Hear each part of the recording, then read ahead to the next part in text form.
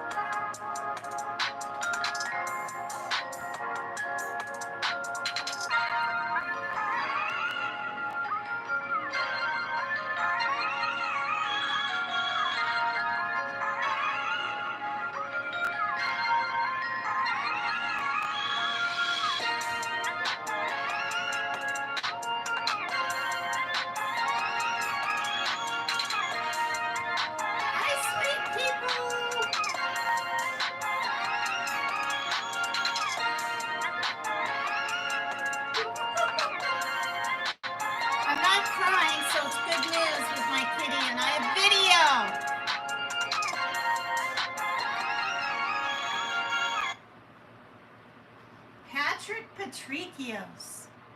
Oh, Lord. Hi, you guys. Hi, everybody.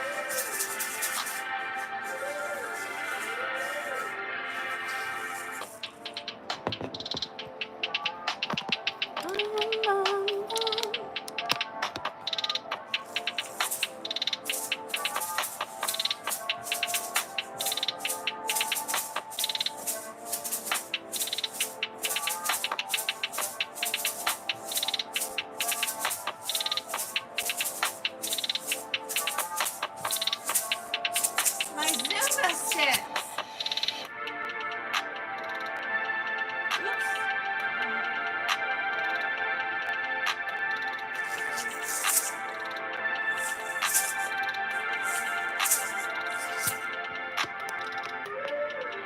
Sound good?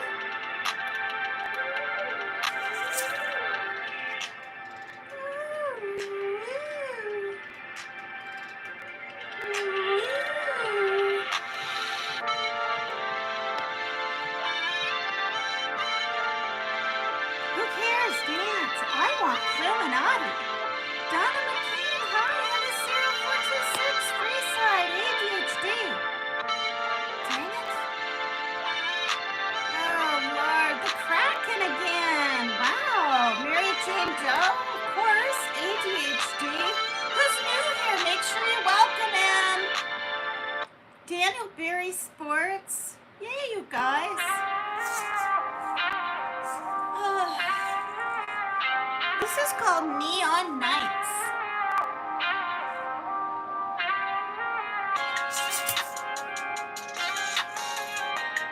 Look at that.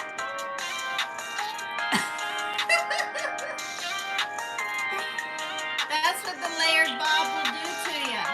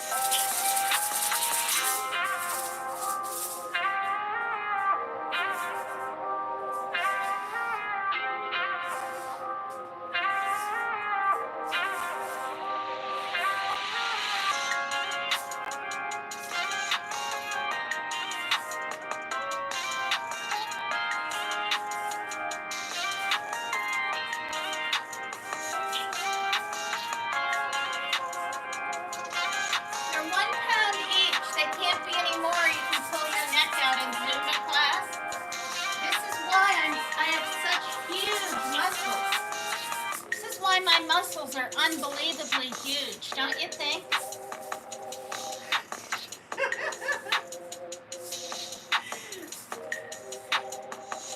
I'm so strong.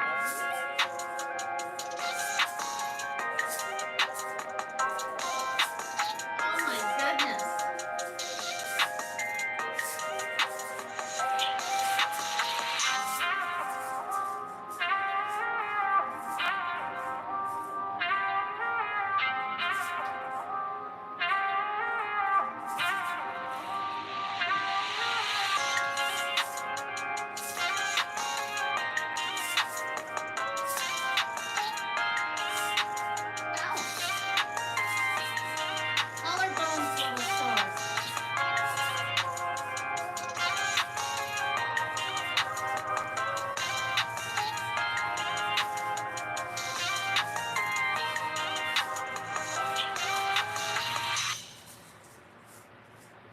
Goodness gracious.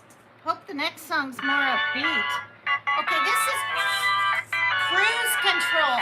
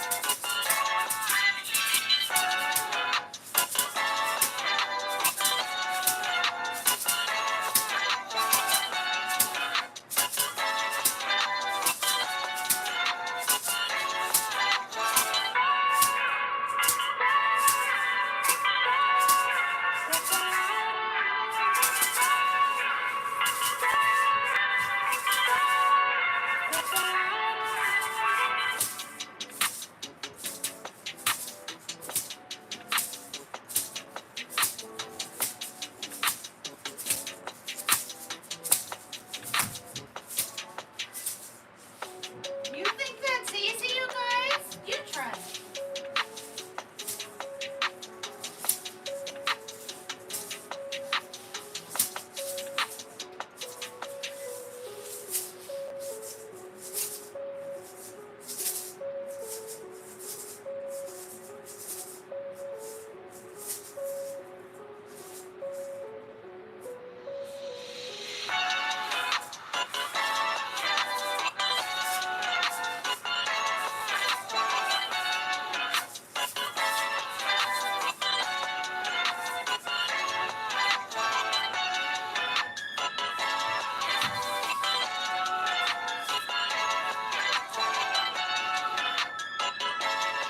You couldn't do it, Illuminati?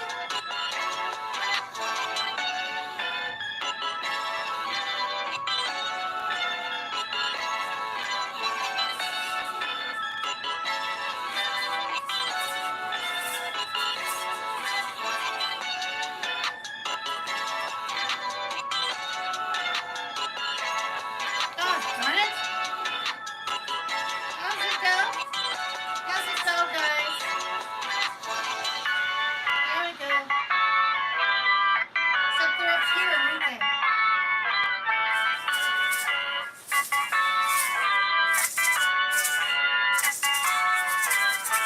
Hi, Turtle Tops. What the heck is this? Oh, Lord, this is way back when.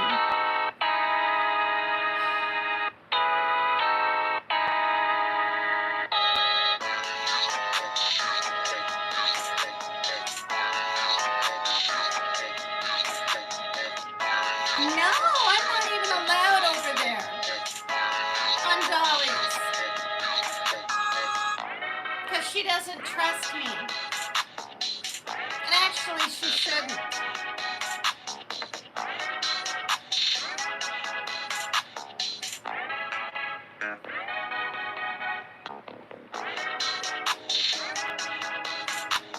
I was seeing him first before I knew anything about her. That's why I went to Virginia. There you go. But did I see him? I'll never admit to. No, he's not a female.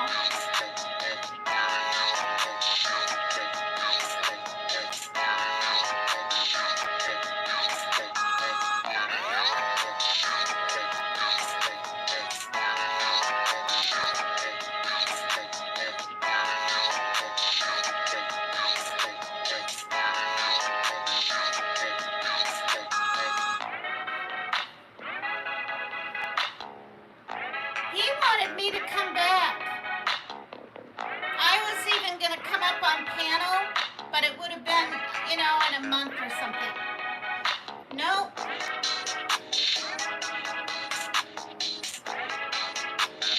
So I bowed out once we went through the holidays, and the turtles were having a hissy fit.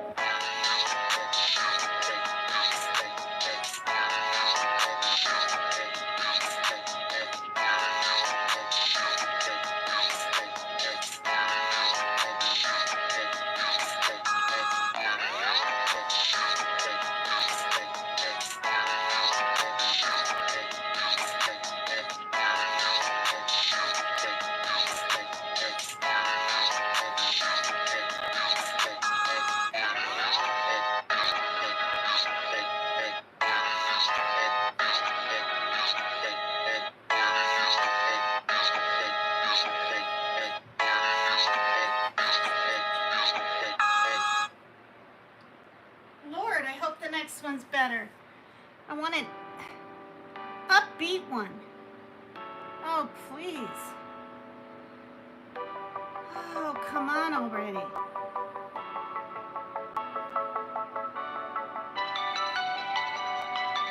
Okay. It's kind of cute. Just think of twinkling stars.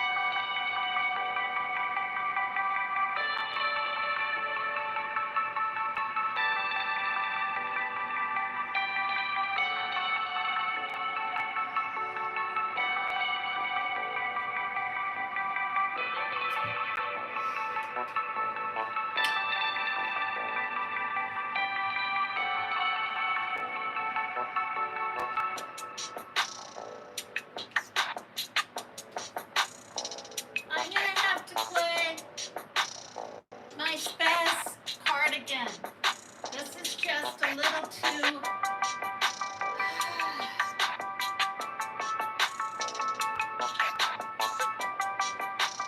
I don't know.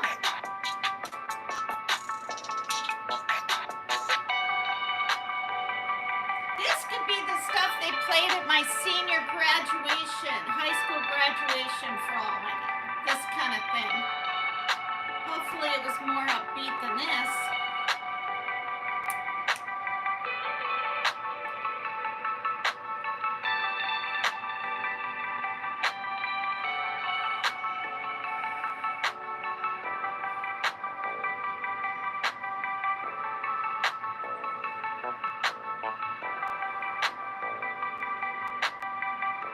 Those are Misty jeans. It was a little chilly this morning, and I brought the cat to the vet in the morning.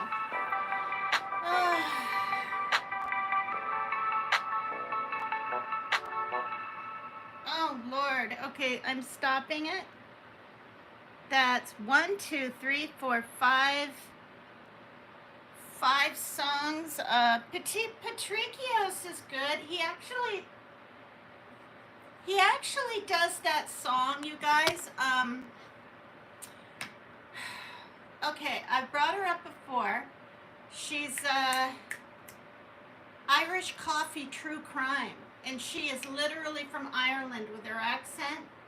Her shows are amazing. They're amazing. The footage, the colors, her accent.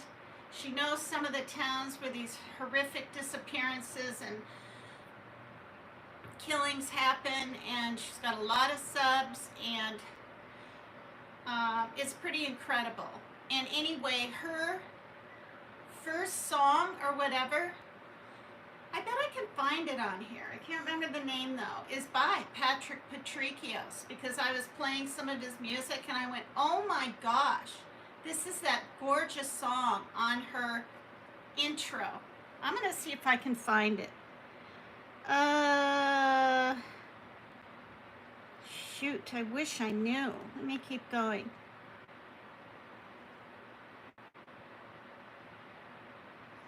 I think once I see it,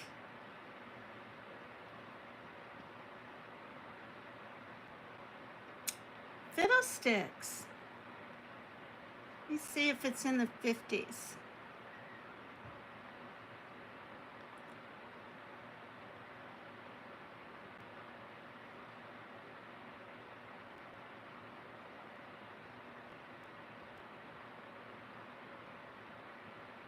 Oh my gosh, I think I found it. I think it's this Voices. Here we go. Listen to this song, you guys.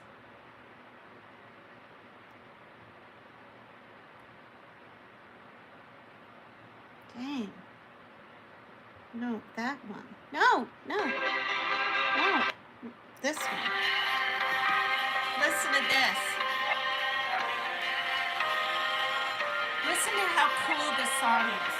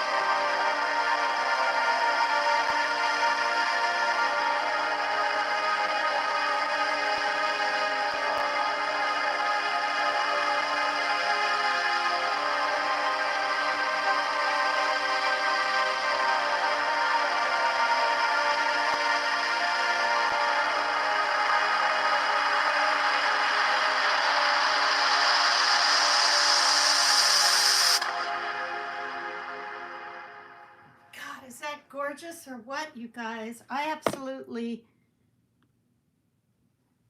love that song. I want to know what you guys thought of that.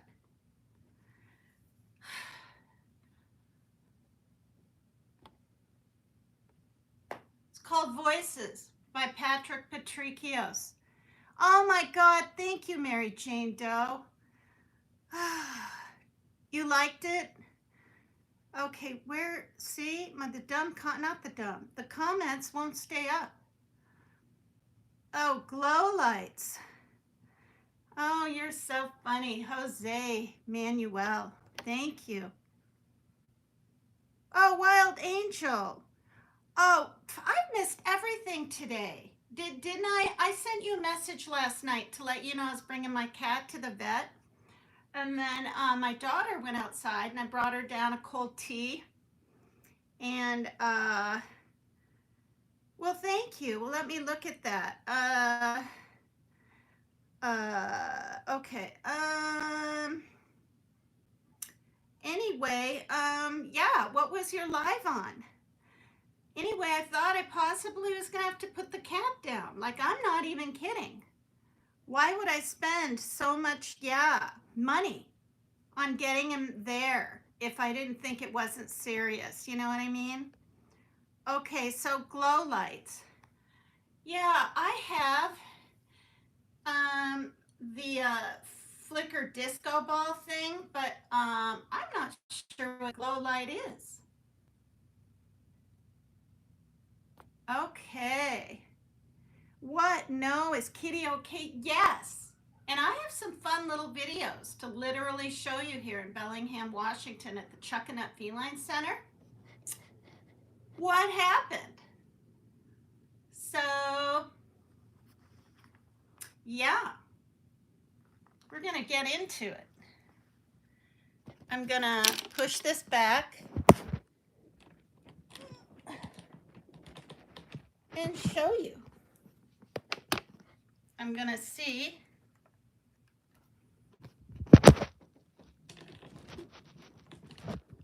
Okay, so I filmed it, right? Just a video. I tried to do live, but I didn't have the internet connection. And Hi, Tony. Thank you. I didn't have the internet connection, so I just did 3 little videos. 2 are about 2.5 minutes long, and another one is 20 minutes. And she was really explaining things about weight and water and all this stuff with cats because I thought maybe Panda had diabetes or something, like I did, or ate too much plastic. But I found out that's even okay. Okay, so I have to get books. And let me see if this behind this will balance it out straight out, and then I can put, no, wait. I don't know about that either. Okay, just a minute.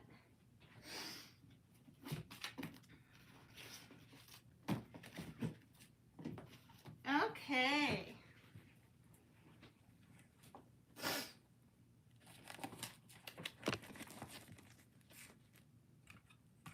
I don't know. That song voices that da, da, da, and it's like an echoey voices in the background. And the fact that she does true crime, you guys, I mean, it makes you almost want to cry when you look at these young, beautiful women, you know, in Ireland and stuff. And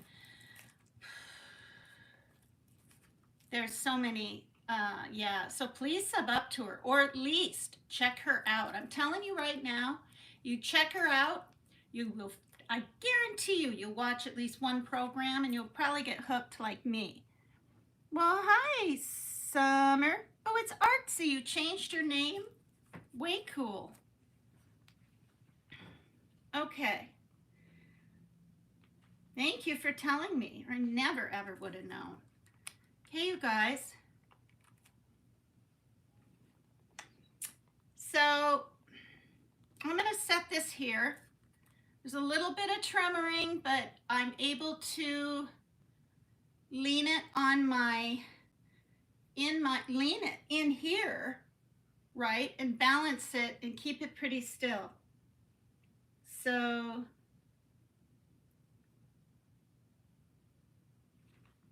okay, camera roll. Okay, here's the first one. And he was meowing so much, I was afraid he was going to wake people up. It was only 9:30, but I unzipped the thing a little bit and I stuck my hand in there and pet him, and he was like, like this, and I felt so bad because he was scared. Now,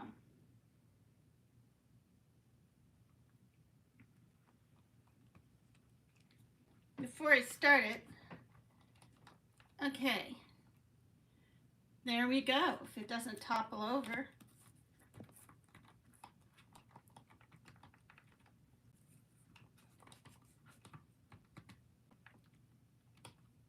Maggie got me this cute little stand for phone or video. Isn't that wonderful? Oh wait, I think that's too high. So we don't have to see all the other stuff down below quite as much. Whoops. Which maybe we are. Okay, here we go. Just focus up here.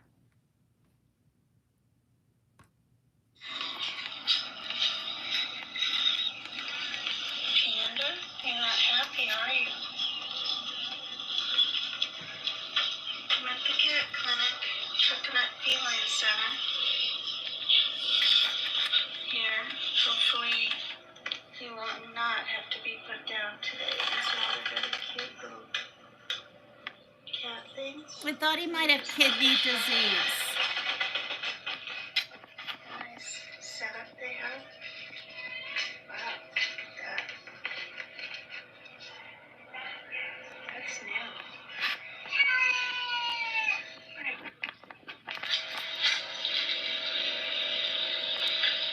This is for all the cat lovers out there. He's the only cat in there doing his meows. So that. Been coming here for 20-some minutes. Those are kids squealing outside the playground. Taxi here, he's still here.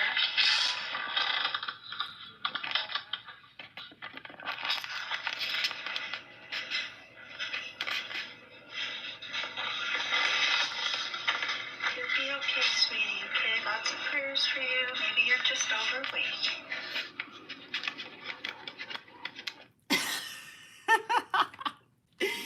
That's the first one. Oh, Lord. So, and here's the second one.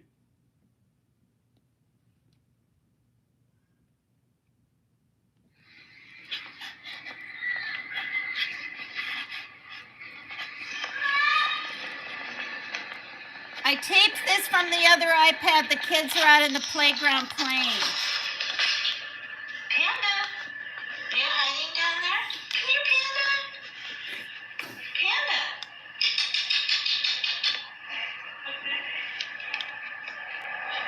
Yes, yes. Oh, no, ADHD. You're so funny. Here I am, sitting here with the kitty cat.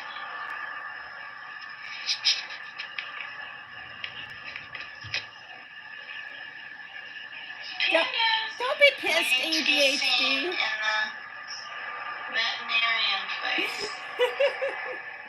You're funny. It's so funny, ADHD. She weighed him. He was 16 pounds last time, and he's 17 and a half now. So he's a pound and a half more.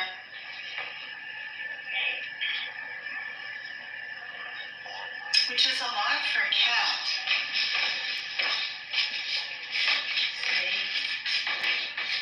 Body condition score.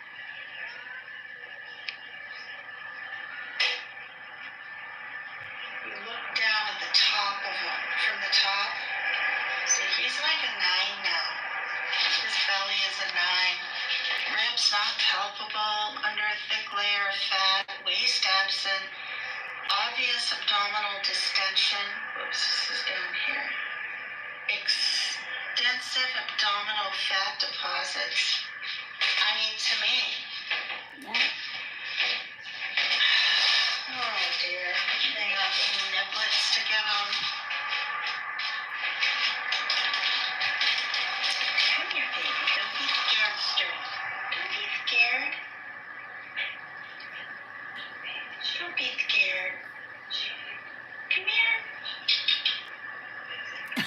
Come here. All right, so I'm going to turn Hi, this off, Sierra. show these different little videos, and pick them up and hold them and pet them and comfort them. If I can film the exam, I will. Panda, don't be frightened. Come here, honey.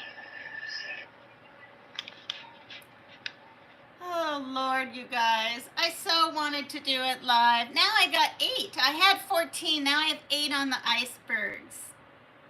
Well, don't be too bored. This next part will be more interesting because she really explains about cats. And, yeah, Panda's big body thought he was hiding, right? Behind that fan or whatever that was leaning against the wall. He's about getting close to 11 years old now. He's my real tuxedo kitty. And here we go. This one's 20 minutes long. I'm not going to talk during it. If you come in and I miss your name or you have a question, I'm not going to talk in between it because it's annoying to try to hear what she's saying and me blabbing over here in my room during this. So here we go. This was this morning at 11.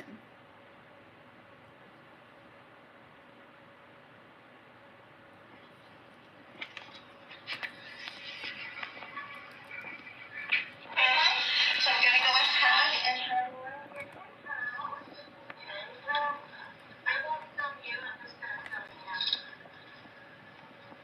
I don't know if it's going to take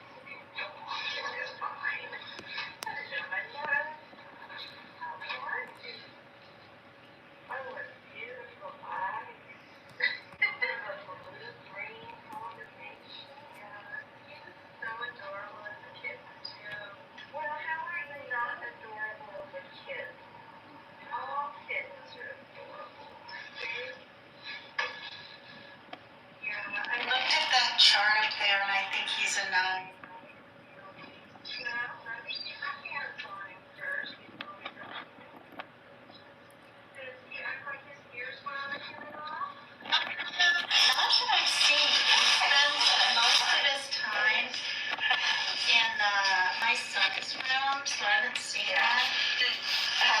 scratching his ears at all? I haven't at all. Yeah. Not bad. Yeah, it's just Waxy. Okay. Waxy's fine. He's a good baby. This side has a little bit of debris in it. Oh. If he's not, but you said that you're not noticing a lot of, Any. I'm not noticing okay. anything. So we have a bit more debris on this side. So Debris. if you want, we can go ahead and look under the microscope to see if that's anything to worry about. If it's not bothering his ears, not scratching, shaking his head, holding his ears down, anything like that, then likely then there isn't anything to worry about. But sometimes we'll see yeast infections that look like that, and rarely we'll see ear mites that look like that. Usually it's much more crumbly. Okay. Here. Yeah, he's losing his fur and his haunches or something, which I've never seen on him now. For a turtle. It's hilarious.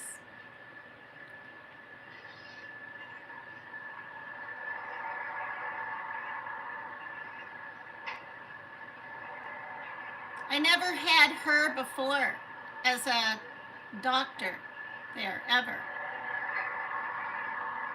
So funny, you guys. All right, that all sounds perfect. Good.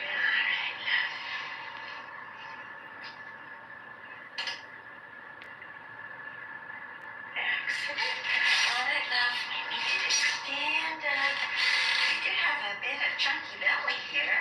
Yeah, we do. And he, I mean, I get the garbage, the plastic out in time, but he crawled a few days ago into my closet, and I know, he really is into those plastic bags. My cat does that all the time. It drives me crazy. Never causes any problems, but it's annoying. Yeah. Well, and they eat them. Oh, yeah. So it won't get wrapped around the intestine, I guess? Not typically. The plastic is so thin on those plastic bags, and they chew them up quite well.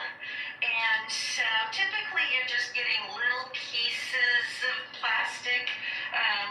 Typically it's going to be less than an inch wide, and they don't get stuck. Oh, thank Yeah. God. The stomach acid will dissolve them, or they'll pass right through, depending on how long it takes them to pass. He does have a lot of fat in his abdomen. And I understand there's been some recent weight gain. You can let him on the floor. Yeah, about 1.5 pounds. Okay. He said, and I had him on the perfect weight. Yeah. Did she tell you all that kind of stuff? Yeah, that he was maintaining on the perfect weight, and then when you took him off the perfect weight, he gained weight. Yeah, but Kind of expected.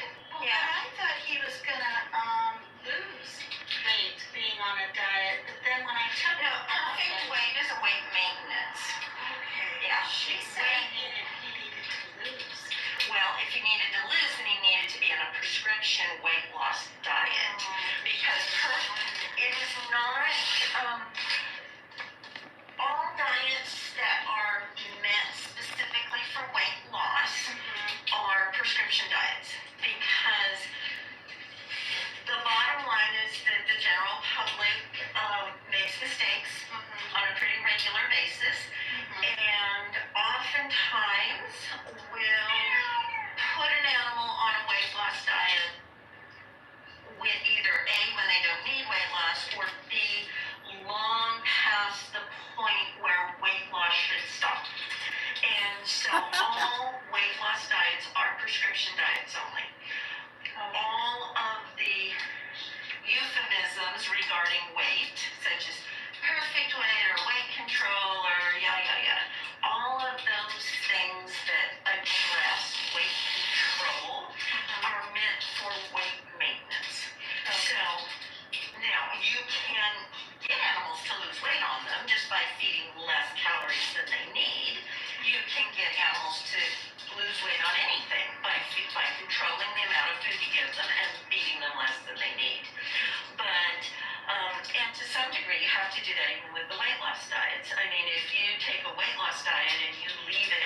choice, and the cat is willing to eat enough calories to gain weight.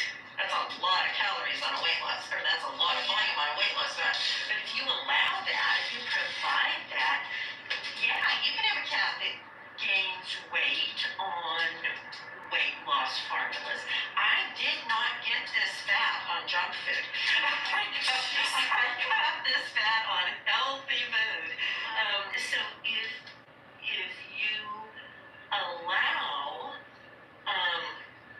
if you allow an animal to eat more volume than they should have, they can gain weight on weight loss foods. So it's all a matter of calorie control. And calorie control on a high calorie diet requires a lot more diligence than calorie control on a low calorie diet. So, like a person, if you allow them to eat cookies when they're on a weight loss diet, that's not a whole lot of cookies they get to have. On the other hand, if they're eating salads without salad dressing, you gotta qualify it there. They can have a whole lot of less. So it's not a matter of what the label says. It's a matter of how much calories are going in his mouth. Because I thought I measured it and everything. Little half a cup. I mean, it was this much. Morning, afternoon. It doesn't matter what the number is. Okay. Just that. We all have friends that gain weight on 1,000 calories a day. And we also all have friends that can barely maintain weight on 3,000 calories a day. And it's the same thing for cats. Okay. Weight loss, weight gain, weight control, it's all very, very individual based on an animal or a person's activity level and their individual metabolism. And so every single diet needs to be customized. Now that's really hard to put on a chart on a bag. And so if you truly read all the details of the chart of how much you're supposed to feed, somewhere above, below, beside, within, whatever, that chart is a note that says your individual animal may need more or less food than this chart recommends. And you need to make those adjustments according to your weight goals. Or, as every old farmer in the world has ever said, the amount, if your livestock, and that applies to pets too, if they're too fat, feed them less. If they're too thin, feed them more. Okay. And that's the bottom line. It doesn't matter what food you're giving them. Some are easier to make it work and some are harder. But it doesn't matter what food you're giving them. It doesn't matter what the bag says.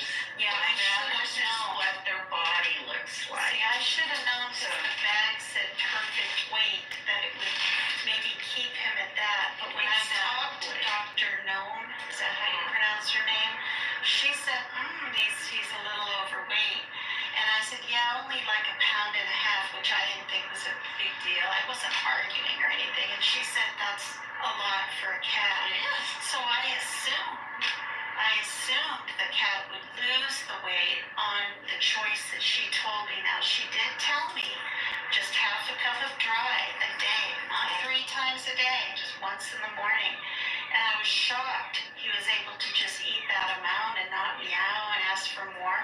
But she did say, because I give the other cat some meat, he can have a little meat too. And so I give him just a little bit. So if he gained weight on that, then that would. No, he lost 1.5 pounds. Excellent.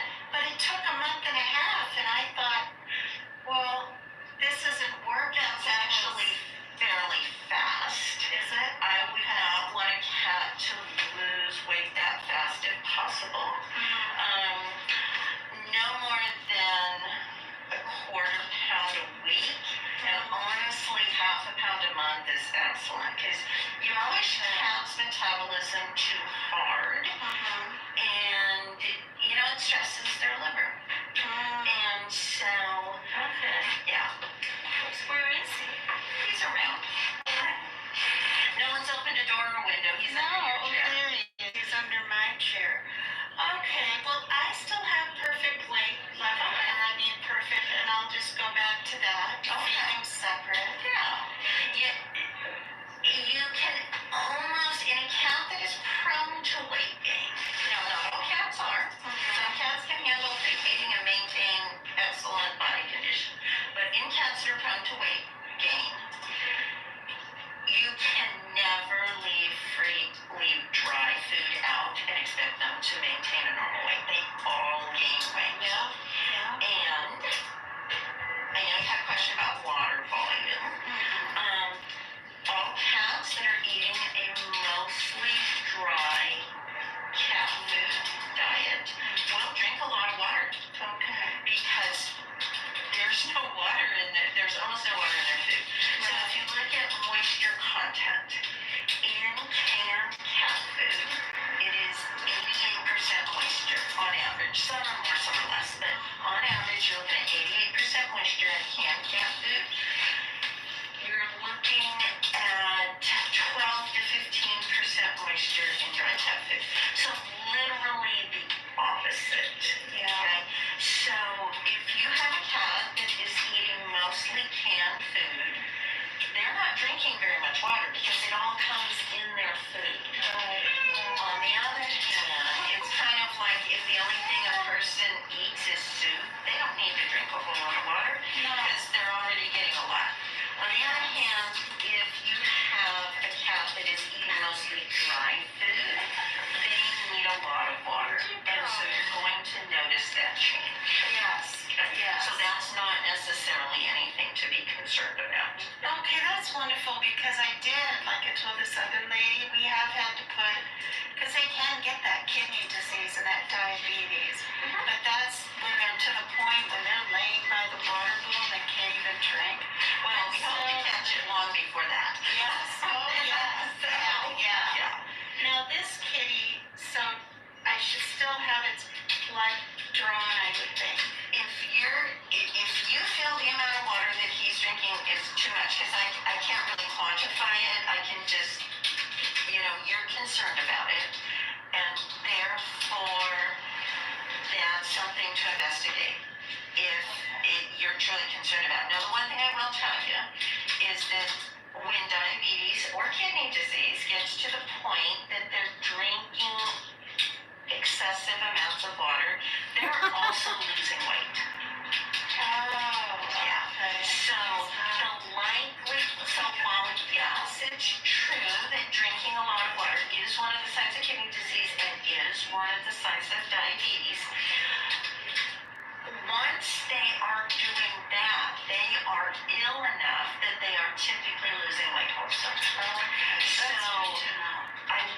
I don't have, from what you're telling me, that they're drinking 45 seconds a couple times a day. All my cats do that. And so, cats that have diabetes typically are drinking 1 to 2 minutes every hour. And the litter box is just flooded. So what you're describing, if it's accurate, does not concern me. And then of course it's summertime and this and that. So I have a question. The last time I was here in January getting this checked, he had his blood drawn, but it was like $35 or $50. What was that one for? And I actually got a reading. That was a brief in-house panel. If you want something more extensive, we can send it out to the outside lab, and it measures more things. And cost-wise also is more. So it's like almost 270. So how much is the other one that I had done in January? That wasn't too bad. It's probably in the 170-ish range. Oh, it is? I thought it was like 55 or 75. or something. Yeah. So you don't It's probably recommend. not likely it would be that cheap. So I don't do anything with costs. Okay. Can she I look it just, up and see how yeah, much I it only do is? the medicine aspect. Okay. So, we can certainly, however you want to do it is totally fine with me. So we can do the more advanced investigation to make sure everything is normal. We can simply recheck what was 100% normal last time. Yeah. So there's no concerns there. Right. Or you can say, wow, I got a lot of information. There's probably no reason to be concerned. I'm just going to go home with the exam consult. I very well might do that because you don't seem concerned either. You didn't feel a mass or a tumor or anything. Right. So. What's in there's bad. Yeah. Just like me. Yeah. Oh, you're beautiful. Thank you. Yeah, I'll just have her then look up the price if she can of the last one. Yeah. Last time it was $145. This is last year. That's my memory. We're all getting there. We're all getting there. The prices have increased since last year, just with rollover, so it is about $100. All right, I'll pass. I'm just gonna pass on Yeah, I thought it that. was in the 170. Yeah. Well, this is wonderful. My son is gonna be so relieved. He's on the autism spectrum, even though he's 29, and he's unbelievably close to this cat. He'll just go out in the living room and look at the cat, and the cat will follow him down the hall into his bedroom. Yeah. Good. Thank you. You're welcome. Thank Do you you so have any other much. questions for me? I don't think so. It's so funny how he crawled into the. It's a safe hiding hole for images. Did you go ahead and crawl into your little thing you want to go? Since he's not having any issues with his ears, do you want to not worry about the ear wax, or do you want us to look at it under the microscope? Okay. You said it could be a yeast thing. Could that spread to other parts of the body? Not typically, yeah. Okay. If there's yeast there, it's typically something that is because his skin is more vulnerable when in the ears. They can get yeast, but typically it really bugs them when they have yeast. So that's why I'm like, we can check it if you want, but if How it's much not is that? bothering him, Is that like then another $100 or something? What's the ear cytology? That's $69. And then if there was any abnormalities found, there'd be medication on top of that. Yeah, I'll go ahead and do that. Okay. Yeah, because you said you found quite a bit of debris. It's not a huge amount, but it is more than just plain wax. Yeah, okay. Yeah, I'll do that. Okay, let me go take a look at that. That's going to take me about 10-15 minutes. Okay. And we'll go from there. Okay. All Can right. I wait up there? You can if you want. Okay. Yeah, just make sure he's here. Yeah. Thank you. Thank you so much. Baby. Oh dear. Come here. Come here. Come here. But we're going now. Come here. Thank God. Thank God. Oh my God. Parker will be so relieved. I'm relieved. She's literally relieved. Come here, baby.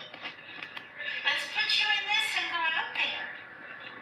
Are you gonna sniff around? Oh, you found plastic. All right. Come here. Come here. Oh my God. Oh. All right. I'm gonna end this now. All right.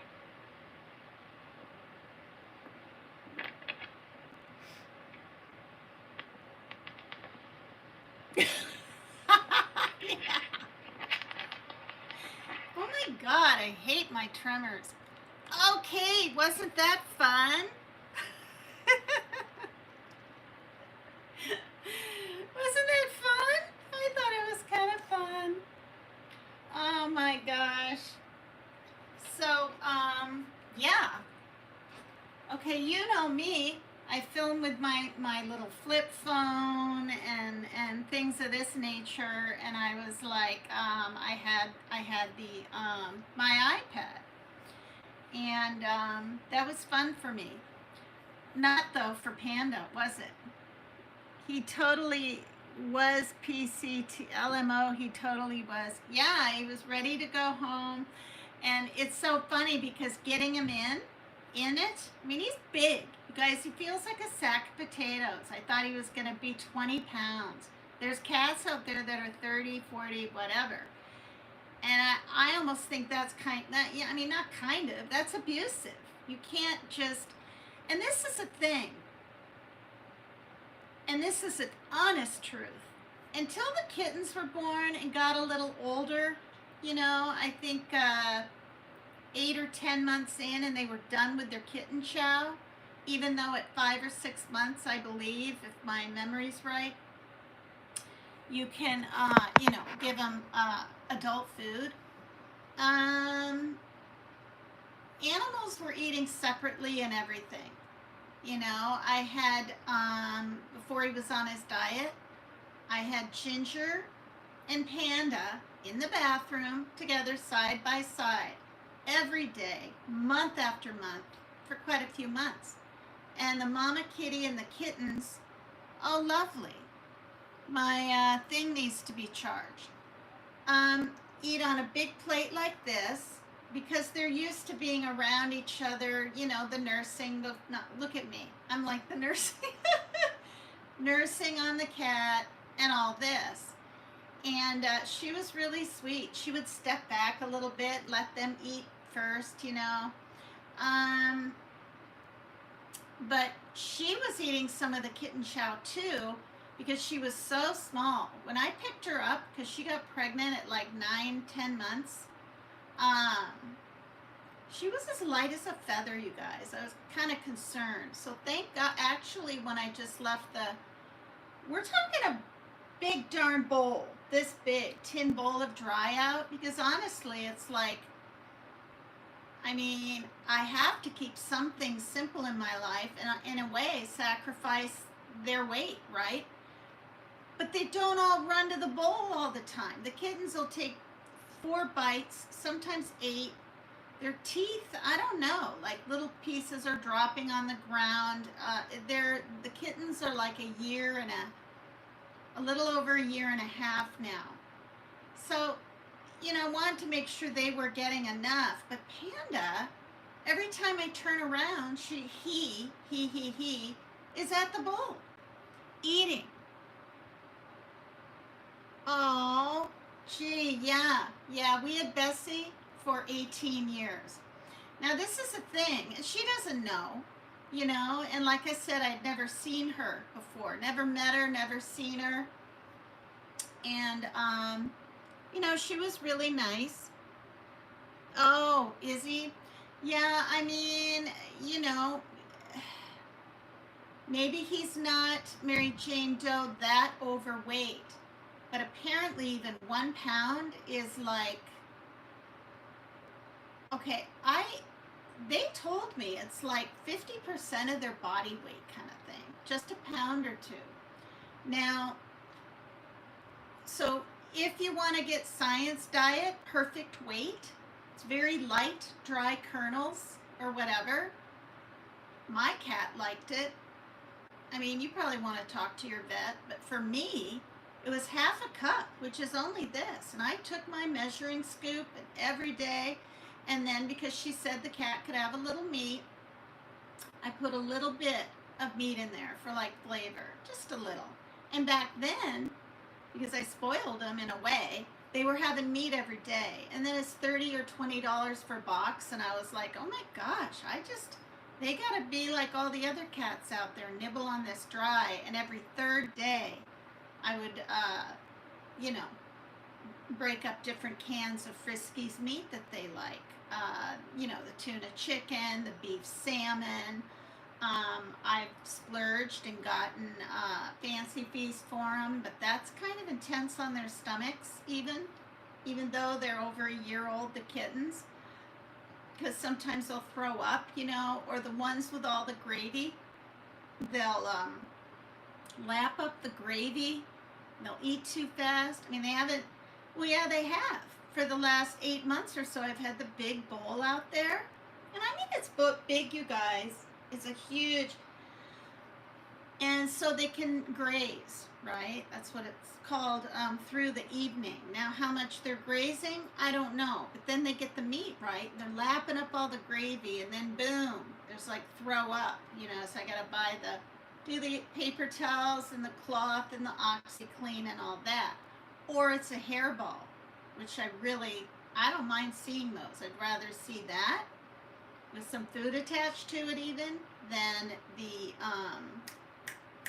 throwing up, because that could be a concern. But what I wanted to say before I forget is Bessie, our first older cat that was 18 years old, I'm flat saying this, and I would never tell her. I don't want to act like I'm arguing with her, but he was not losing weight. Like, he just stayed the same, and he was kind of robust, but not fat. He didn't come down like this and have this belly that comes out like this. Ever since I took Panda off the perfect weight after that month and a half, because honestly I thought it wasn't working, because she told me the cat needs to lose weight. But in hindsight, right, with the name Perfect Weight, I just thought, right, that's just a play on words. He'll lose weight and it'll be the perfect weight. No. So, but she told me to get that. It was $70 for a big ass bag, okay? And now I gotta get another one. If I never got my trust fund before, how would I have fixed the kittens and all that, The daddy kitty can impregnate the kittens. They were all girls. So I had to get all that done, buy this bag of food, and it's just been such a blessing that it was consolidated. But I'm not grifting. I'm flat saying I'm broke. It's gone. My money, because there was so much that needed to be done and whatnot. And I'm just going to say it right here. I've never admitted it. It's a little under $9,000. Think about that. To me, that was like $100,000. I don't even have 2 nickels to rub together in my wallet, ever. And to have that, now I could have had $27,000 to myself. Like, that's a big damn deal, right? You could get a nice car, or maybe, I don't know, just whatever. But I don't even drive. And I was nice and kind and thoughtful of my kids' futures, and I knew how excited they'd be. And we split it 3 ways. Now, and that's why I kept saying, not to be rude, but is that another 100? Is that whatever? And it used to be at the cat clinic, which it was called for years. Now it's Chuckanut Feline Cntr. It was $55 for an exam, but to get them established in there, the very first one was, no, it was $55 20 some years ago. Now, to get a cat established is $95, and then each time after that, $75. So everything's going up. I mean, it's intense. I'm not grifting. I'm not putting my PayPal or Cash App up. I'm not. I mean, if Mary Jane Doe wants to stick it in there, that's fine, in chat, but I don't even really check it anymore. I mean, I could, but whatever. So my point is, the cab there was 16, and then you feel like, because on the thing, oh, I've got to charge this or it's going to go off. Do you give them 15%, 10%, 18 now they have on the thing? Or do you give them 20%? Well, I can't do the 20, but I went ahead and did the 18, and then the 18 on the way back. So we're looking at close to $40 just to get there and back, because my neighbor who takes me to the store and stuff, he was working and things, and it had to be done. Now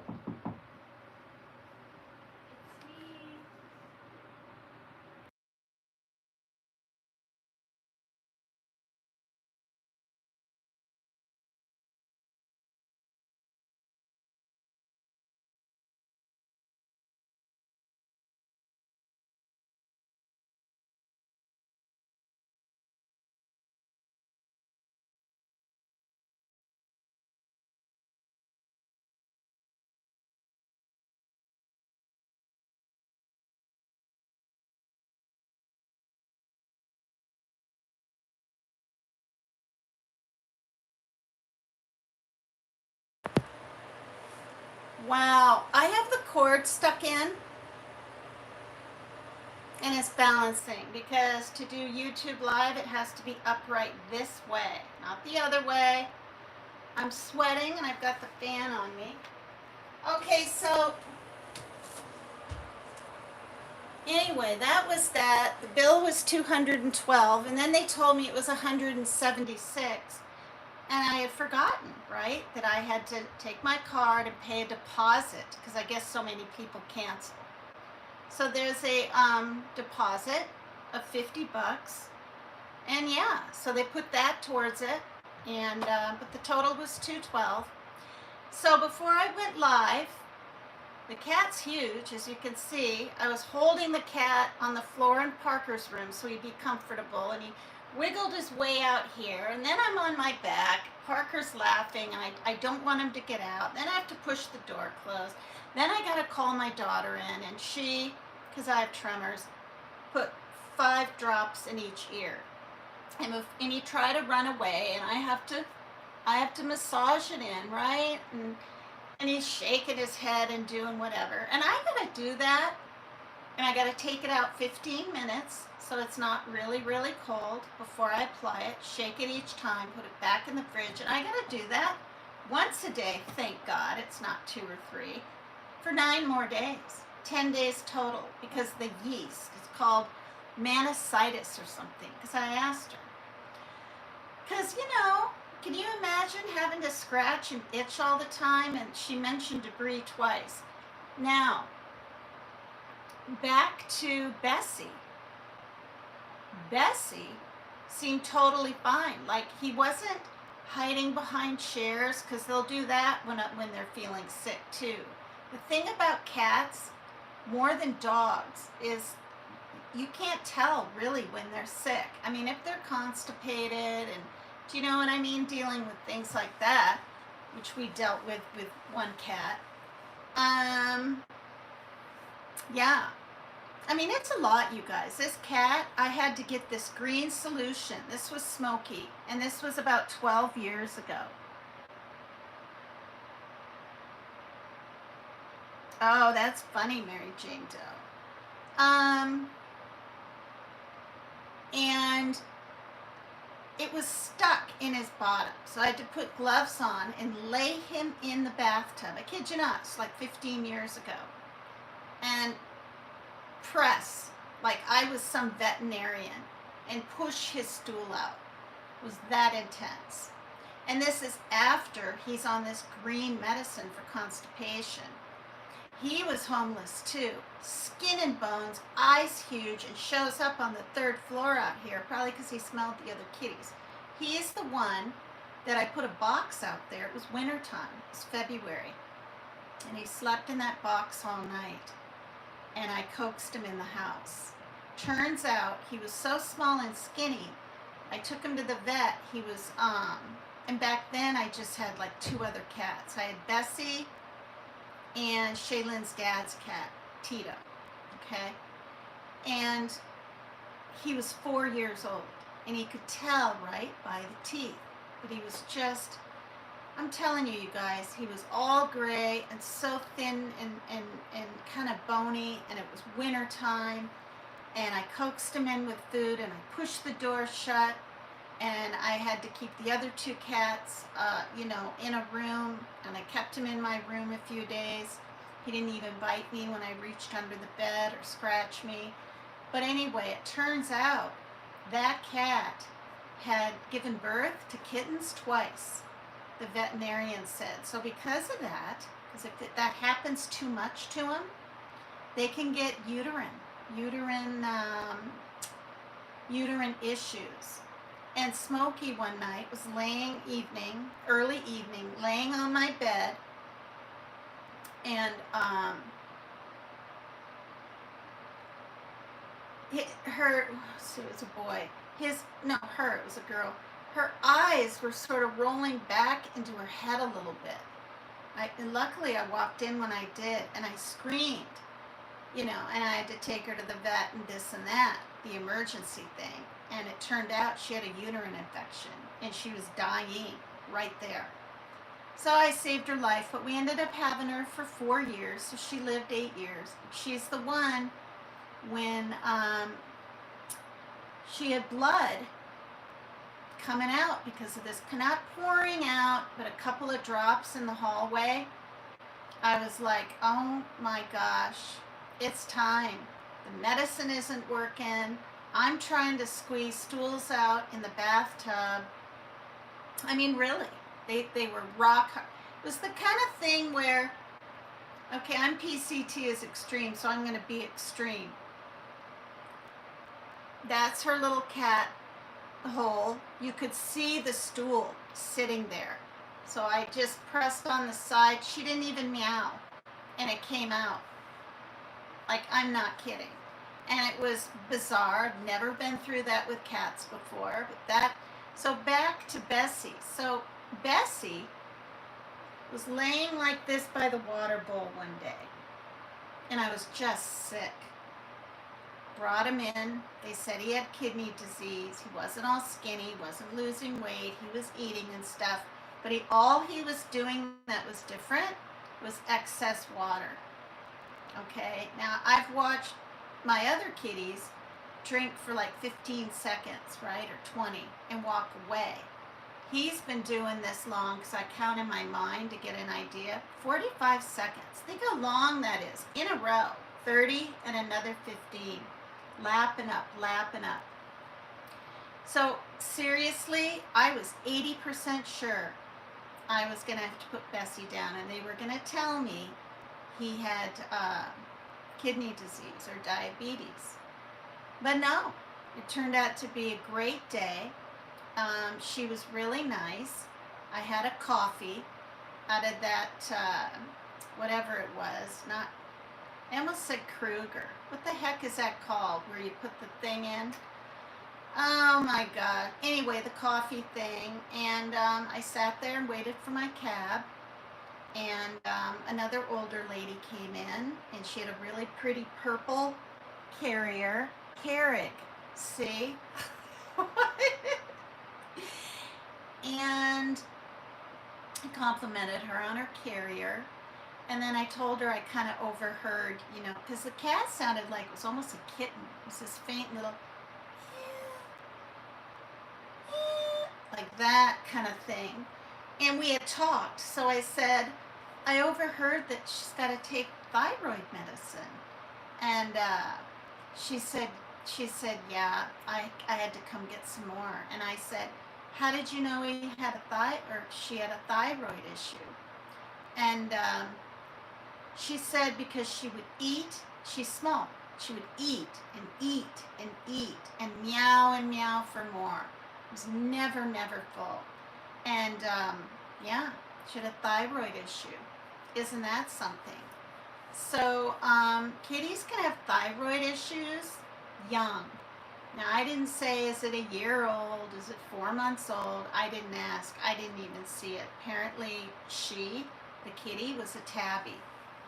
This woman was in her 70s, and we were just chit-chatting.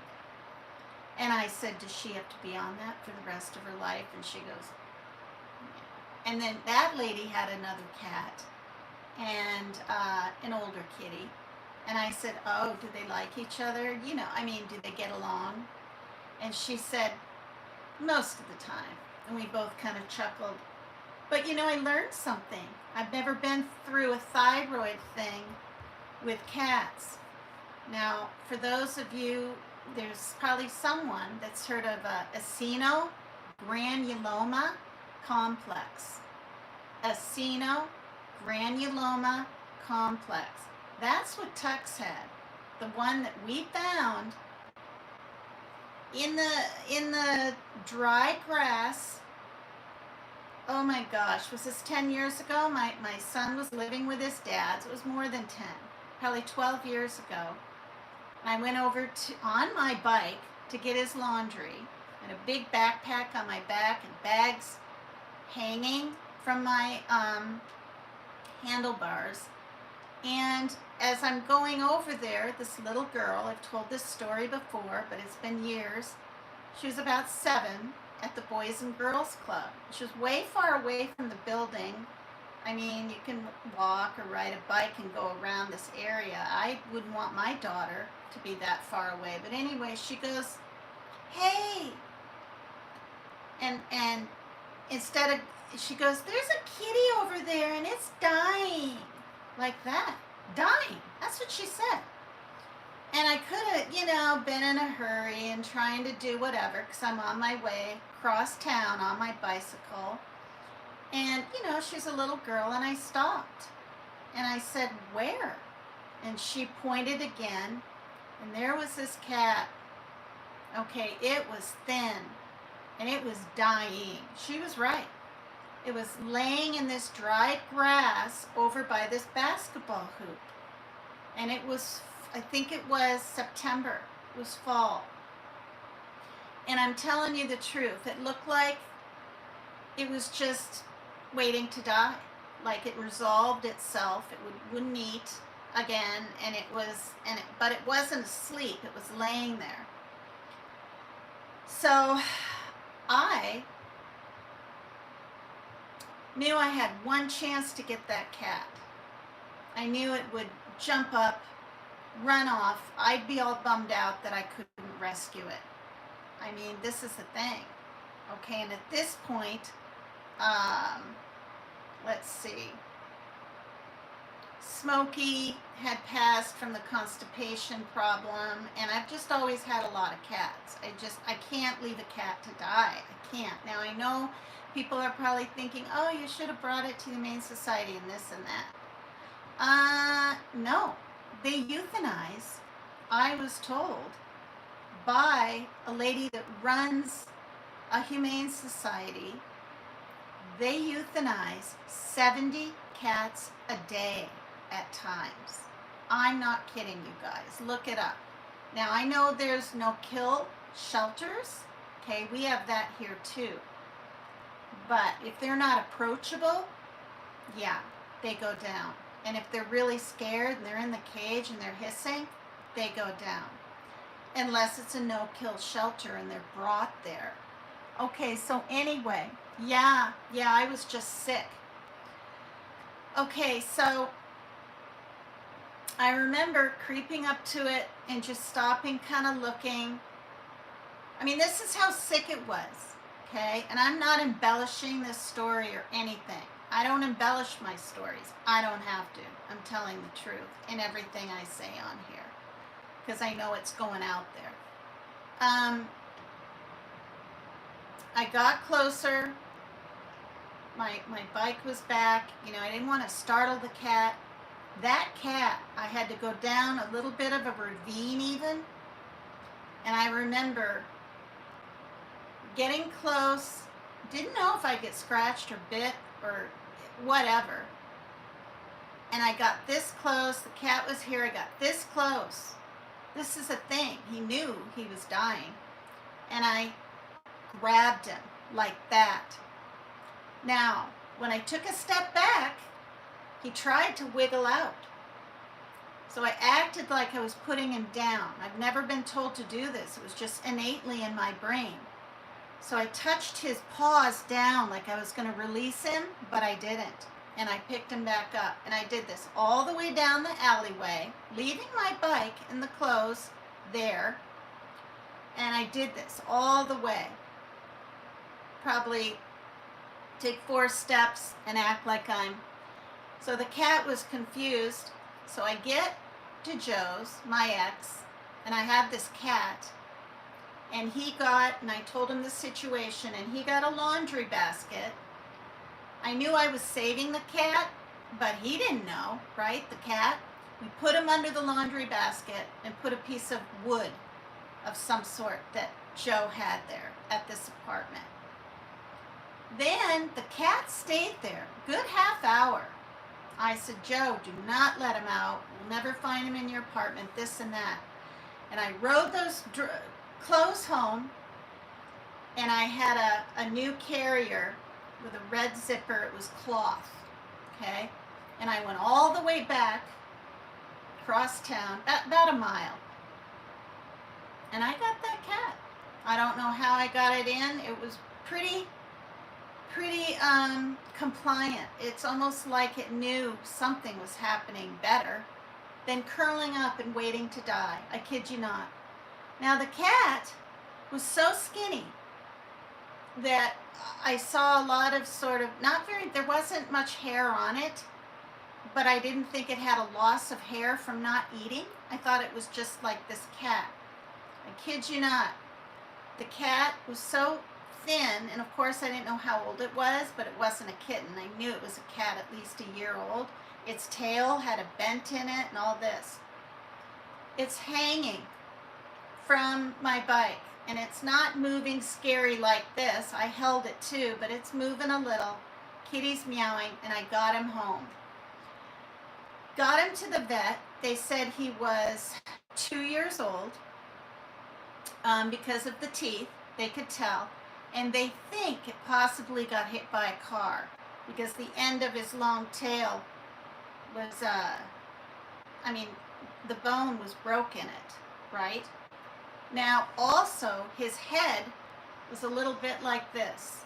Like, I'm not even kidding. And that could have been part of the accident. But wait till you hear this. He ate, we took care of him, and within about 3 weeks, his fur grew back. And he was a tuxedo. He was black, he had white, he had fur. And then I was like, oh my gosh, the cat was so starving. He was losing his fur.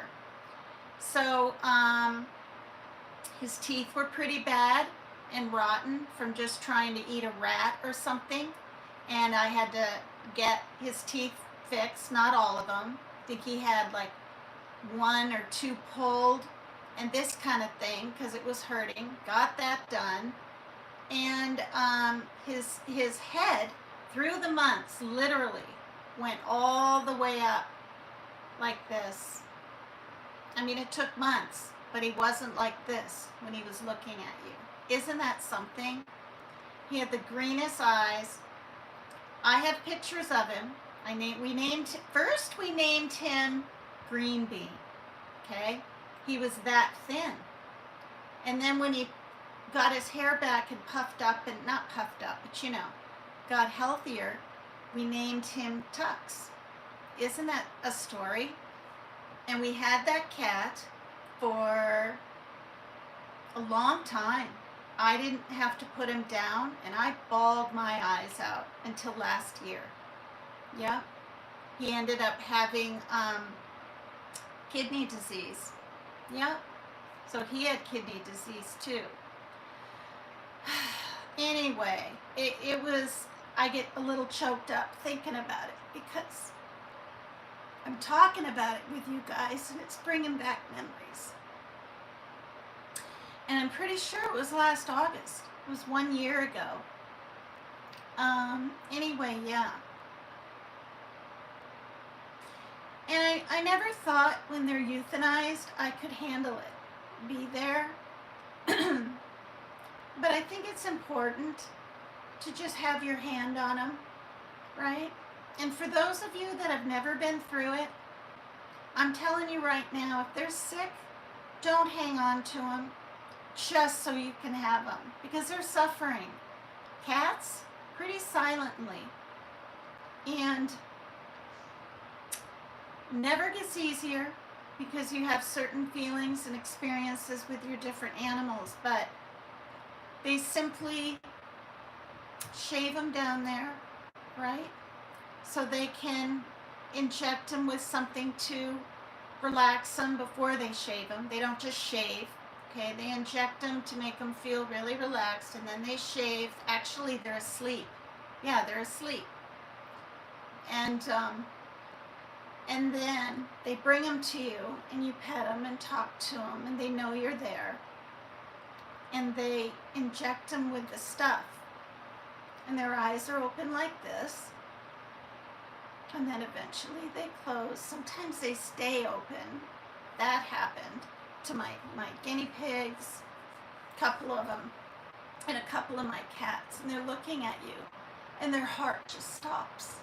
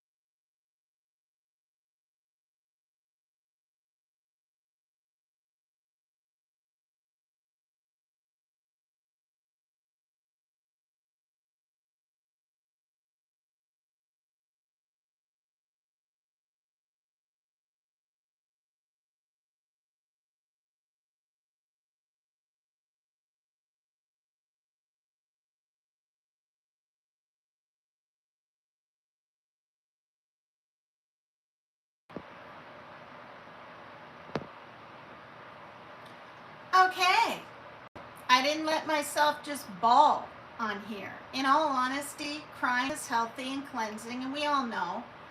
But for me, I just don't let myself go there anymore, because that's when it felt like I had a brick in the corner pressing on my chest, and I was having my stress-induced heart attack in April. And as I was going out, because my son was asking me a question, Kraken just said in here that he's in the hospital or was in. Okay, I'm in hospital as we spoke this morning. I had a heart attack. Oh my gosh, Kraken 2.0. Will you guys put prayer hands in here for me, please? Or for him, I mean. That's really scary. I hope you're okay. Can you type in here, Kraken? Do you have blockage? I'm sure they did a, what is it called? A catheter, whatever. Heart catheter that goes through the arm or the groin. They shaved me a little bit down there just on the, because I can't afford a Brazilian wax, right? And it has to be just skin. But they ended up going through my arm. But they prepped me for, yeah. That's a troll. Hi, Cat Swan. Are you sure? Are you, wait, who's saying that's a troll? Let me see. Mary Jane Doe. So is this the same Kraken that was in here, wait, was it yesterday or the day before? Because there's a Kraken, as you know, that goes over to Team Roses. It might be the real deal. Now, maybe not. This is a thing, too. Well, hi, Flautez. I don't know how to really, well, I mean, I can hit on the thing. I mean, I can hit on Kraken and see what it says. But if this is a real person that had a real heart attack, like, you know what I mean? Okay, I can't even go. So yeah, so I'm just gonna believe until I entreat him. I think it's a guy, could be a woman, that he's the real. I did have a heart attack. Wow. Talk to me later in Messenger, hun, because Mary Jane Doe's an excellent mod. She's always here, and we're good friends, and I don't want her to think I don't believe her, I don't trust her, or anything. Sorry for doubting you. I've just seen a lot of wild stuff lately. Oh, okay. Oh, thank you. Okay, thanks, Mary Jane Doe. Oh, crap. It was stress-induced like mine. See? See how easy that is to, oh, shoot. To get one. I mean, this is the thing. This is the thing. It's serious. Oh, flips. No, I truly don't know. Oh, okay. Well, Mary Jane Doe's always looking out for me. It was stress-induced. Wow. Wow. Oh, I see. Okay. Yeah, Mary Jane Doe. Yeah. Well, wow. So, do you have blockage? I was fortunate that I didn't, and I'm telling you right now, I was certain I would. Because when I had my stroke, I had high cholesterol. My numbers were 253, but they were down to 148 or something, taking 4 years worth of the red yeast rice supplement, which works like a statin. But if it's hereditary, like in my family, my dad's side, I did not have blockage. Thank God. Wow. Isn't that something? Don't get stressed out. Do not get stressed out. You know, like, You know, I said, Parker, please don't knock on my door when I'm doing a live. That upsets me. And he said, well, Shaylin did, so I felt I could. And he's right. But then I said, but she doesn't hardly ever knock on my door. You know, so I admit when I'm wrong. I even say I'm sorry when I'm wrong. I just don't want this to become a pattern. Do you know what I mean? But,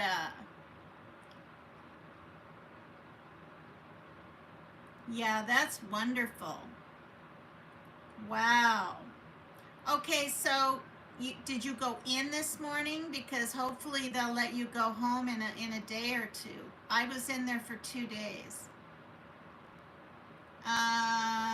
Jose wants to see the trunk of my car. I don't even have a car. How to get there. I'm watching the... Okay, I already said that. Gossip Girl, hello. Wow, that's been a while. I think you've been in here before. Jason B26. Sierra, of course. Oh, I know. We're so close to our animals, you know? Sierra says, your cat heard the doctor, went to another room. So funny. Well, I was looking around, and he wasn't under my chair earlier. You know what I mean? And so I was kind of surprised. Yeah, so Emma0426 says, so food change.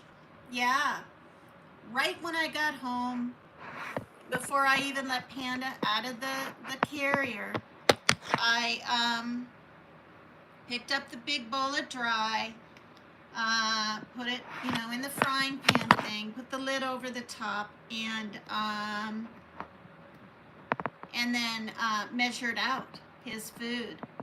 And for 1 month, I'm putting the daddy kitty on the diet because he's really big. Like for a cat that's only, 2.5 years old, he's too big. But then I'm gonna, but see, I'm not gonna leave any more dry out for any of the cats. And it's intense because the kittens need enough dry.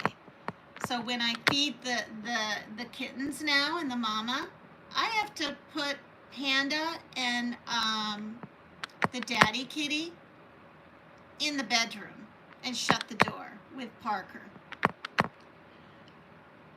Oh my goodness. So, yeah. And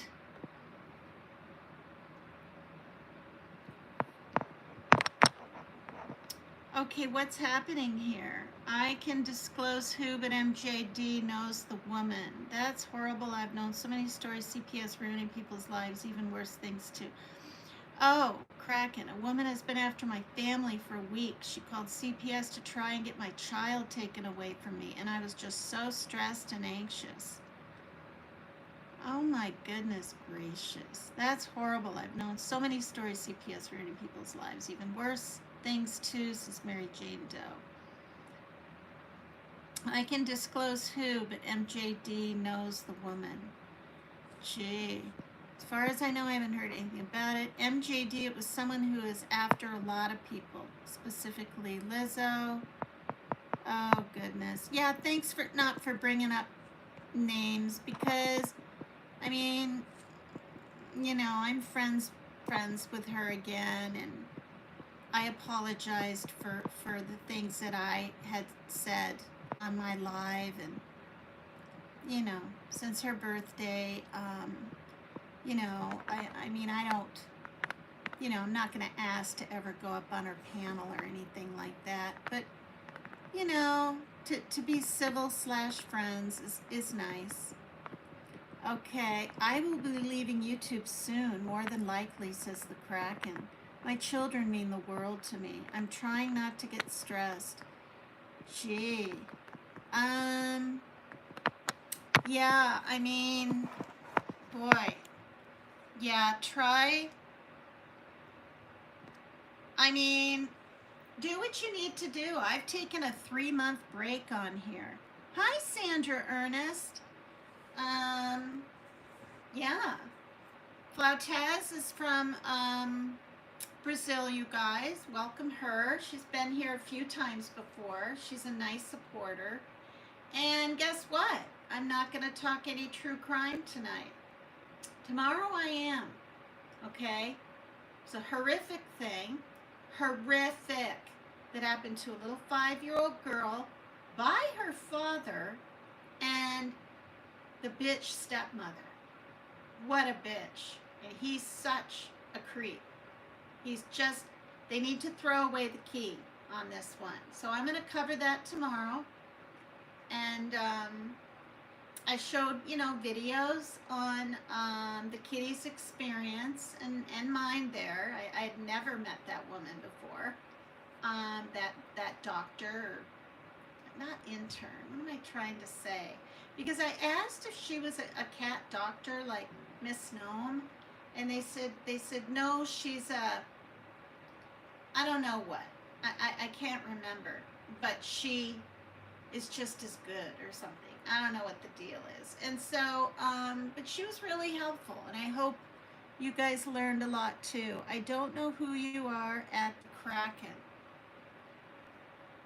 Yeah, wow. I have voice messages. She said some horrible things to me. I had a breakdown in the hospital. Oh my God. Joe Smith. Oh my God. I bet you were really FUCK-able in your early 20s. That's just too much. Wow. Well, it's kind of a compliment, but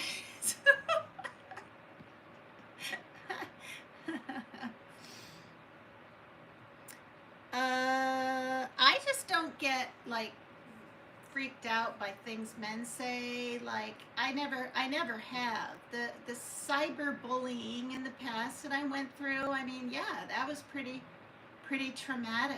And but what doesn't kill you does make you stronger. Um, oh gosh, I know. People go in real life. I mean, it's just like scary.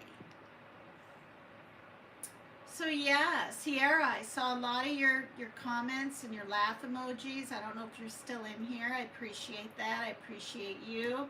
She and I are good friends too. And on Messenger and stuff. And but I didn't respond a lot because that veterinarian lady talked quite a bit.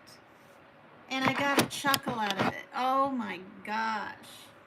Joe Smith says, and you got a chuckle out of it. I did. Sierra, aw. Yeah, I'm worried about my children, but I know my husband is keeping them safe. Yeah, I mean, you have to have like a reason, right? Or anybody could just call up on anybody. Oh, I saw this and blah, blah, blah. I think you have to have, don't you? You have to have some kind of proof. Or maybe not proof. Well, yeah, you have to have something. Or everybody that's against everybody would be calling CPS on everybody. Now, this child that I'm going to talk about tomorrow, speaking of CPS, they were called 20 times to this home. And I don't know how else to say it, but the ball was dropped. Yeah. For whatever reason. And I hear they're short-staffed everywhere. And I hear, do you know what I mean? But, yeah. And for what she went through, like other abused children, literally, like she's at peace now, even though she's not alive. Yeah. So I'm not going to say any more about it, but that will be my live tomorrow because I'm covering this, and they need to throw away the effing key. They're both in jail, and I think the father's hearing, I think she got 19 or 20 years or something, and his hearing is this August. And I believe, because of my short-term memory, that this happened just this past April. And they found the little girl deceased. So I'm so pissed off about this, but I don't want to let my heart get, too intense on it. If there's anything about it in news things, how much time he gets or anything, I'm going to follow up on this. Shows the little girl in a car pretending she's driving in one picture. It's just really sad. Probably with the biological mom at that point. I don't know. All right, you guys, I have been live. I mean, it's only been what? Well, wait, 60 minutes and then 40 is 100. So, you know, nearing-ish 2 hours. And I'm going to go. It's been a busy week. Busy. Shopping. And then yesterday. Was it yesterday or the day before? And then the veterinarian. And tomorrow my son's psychiatrist is calling. And I was on the phone. I'm helping you get through it, Kraken. Gosh. Okay, so if you're someone I know and I have in Messenger and you're just using a different name, please reach out to me in Messenger. I have about 40 people that I message. Not all of them as much as others, right? The ones that are closer to me more often, but they reach out to me more, and then I always get back. If it's not that day, it's the next day. But I'm 3 hours earlier here, and I'm not quite sure who you are. But anyway, but I heard about something like this. I don't know. So, but this is a thing too. When people, I'll just say this right here, write in my comments after my programs about other people and try to get their points across and their beliefs about that person. And this person said this, and even if it's about me, which it hasn't been lately at all, I don't get involved. I don't have to have a dog in every fight. Okay, now, I don't even like that saying. I hate dog fights. Okay, I don't have to have a horse in every race. Okay, that's better.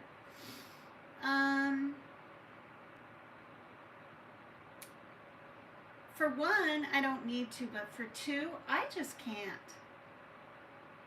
If I agree with someone on something, then she'll come back and be upset at me, and then we're at square one with each other. Or if I don't agree with the person and I agree with Rose, we'll just say, then that other person will think I'm slighting them. And so I don't get involved. Okay. Is she in here? Oh, here we go. Well, I mean, Rose watches my lives and stuff now and then. Molly Cook.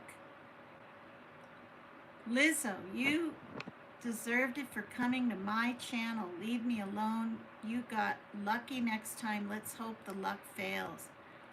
I don't think that's Rose. Rose doesn't talk like that. Ever. She doesn't talk like that. I don't think that's her. I do not.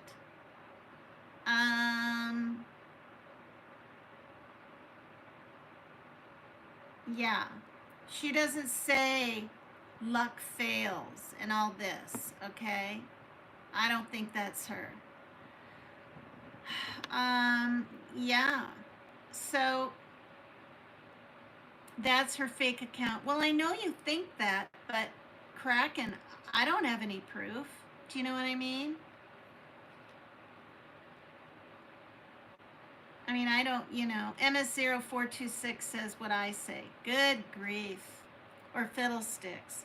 Mary Jane Doe says, I don't think that's Rose or Lizzo. Yeah. No, I don't think so.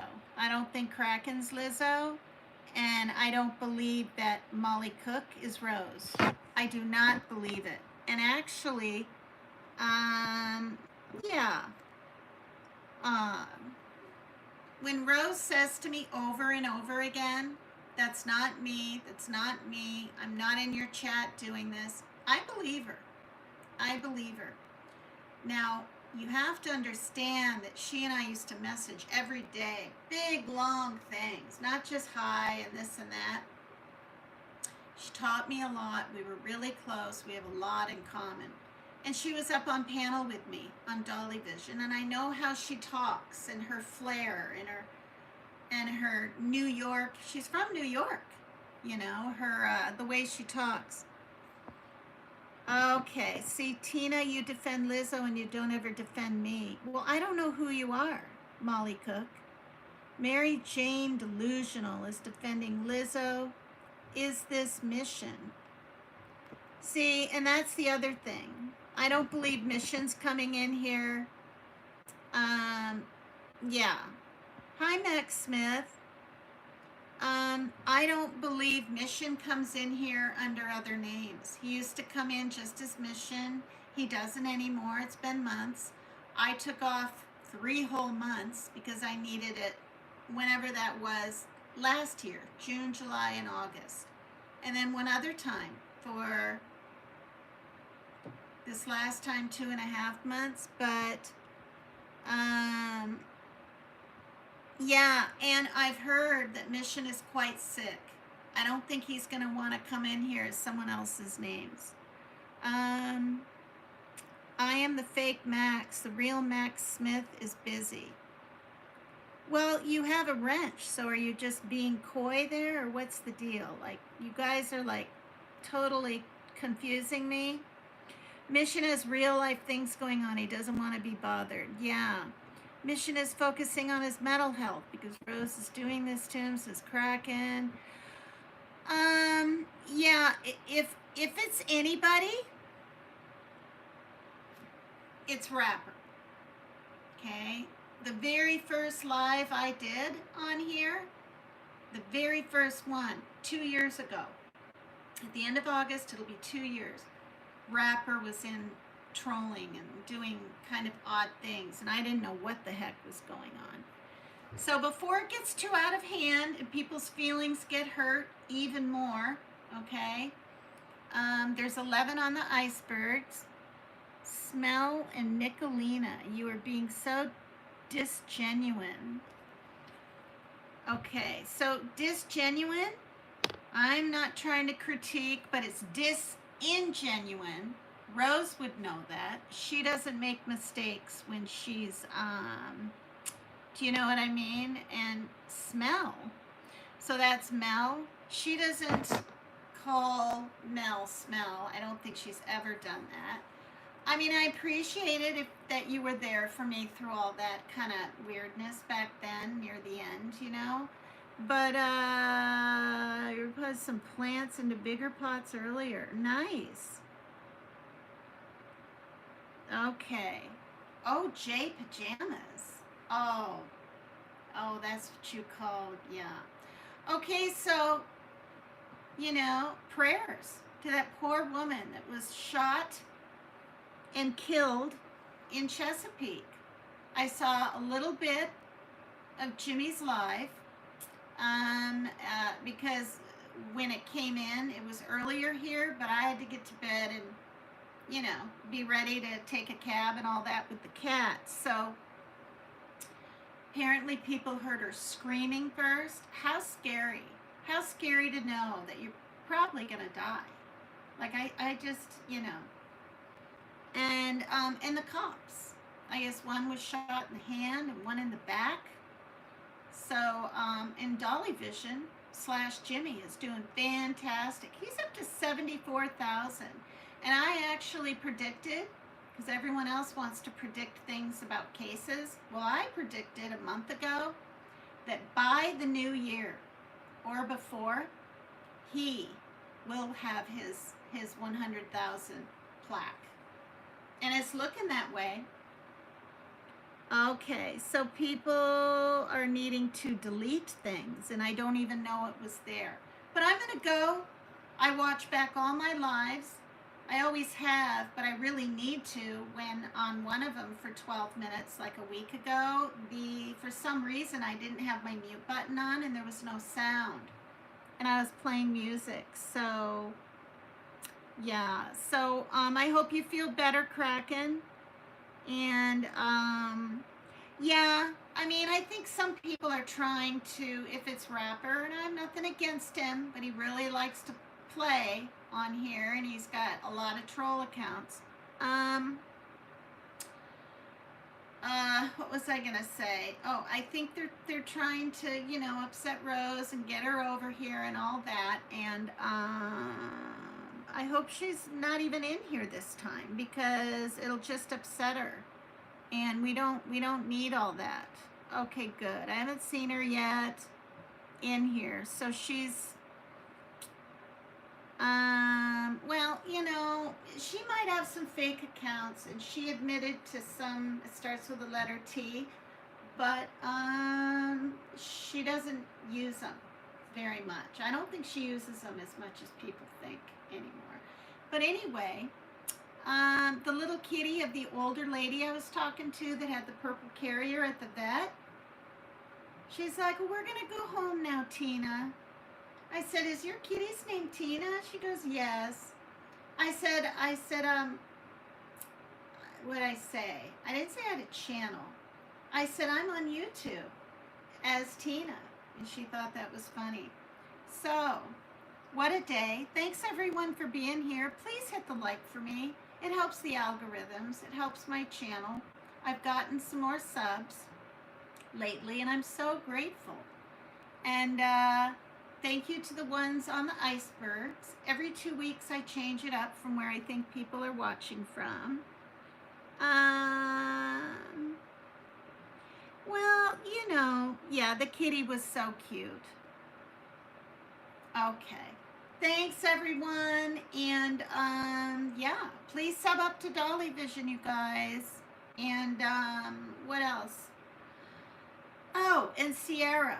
She's close. She's getting close to that 1,000. Please sub up to Sierra Queen Pin Clark, you guys. Do it for me. Do it for her. Do it for her son. She has a teenage son named Zion. Sweet, good boy, or young man. And you know, she'll probably monetize then. Yeah.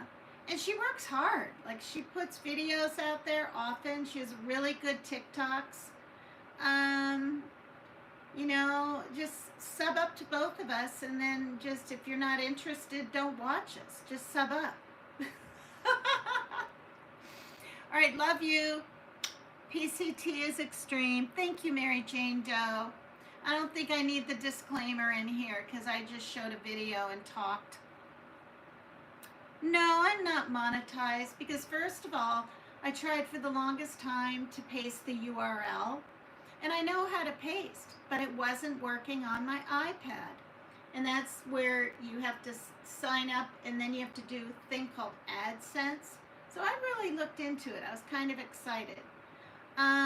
So Maggie even got her husband on Messenger with me, and he said it's got to have something to do with Apple, the Apple iPad. Now, maybe I just don't know what the heck I'm doing, and I could figure it out now, but all my videos aren't always just loved by everybody, and maybe not even YouTube. So in a way, it might be good that haven't been monetized, but am I going to do it someday?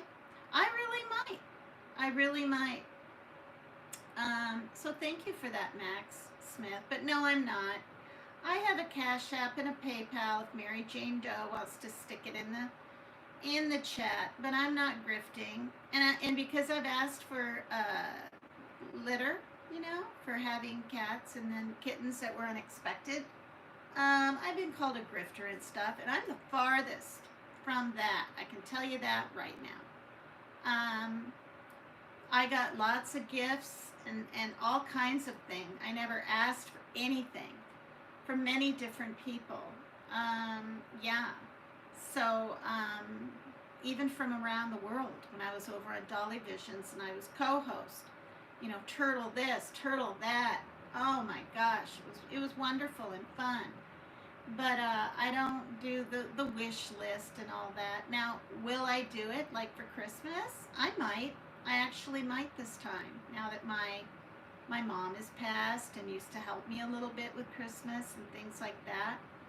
But yeah, so you'll be back cracking. Listen, you just take it easy, do what they say, don't miss your medicines, and if they say you should do cardiac rehab, the cardiologist says it's a good idea, do it. I did it 5 times, a little over a month, and I needed to do it another month, but I had to ride my bike up there and back and sit on 2 different machines, and it was a total of the time that I was on those machines and biking, 10 miles. 10 miles, okay, twice a week. It was too much for me, and I've got so much going on here. I was starting to get some anxiety, so I called in, and they agreed. They said, we don't want you to stress yourself out at all. Now, I'm going to know next month through my cardiologist, because I'll have a CAT scan or I think an MRI or something done to see if the heart muscle is fully healed. And I hope to God it is, but he doesn't know. Yeah, so anyway, you know, if things are written tit for tat about other people, no matter who it is, whether I like them or not, I know them or not, I'm not responding. And I don't give hearts to it either. I mean, I read them because they come up on my notifications. But when people say, oh, she's saying this on her live, or this person is no good, and this, no. I don't have to have a horse in every race. Do you know what I mean? And neither do you guys, you know, because trust me, too much cortisol kills. Stress can kill. And I had a stroke 4 years ago, so here I am, only 63. I had a stroke at 58, and now at 62, I was 62 then, because I had my birthday in June. It was in April. I had my stress-induced, Takotsubo. Oh, when you and Rose were, no, I did. I think I did. Not all of it, though, because I'll tell you why.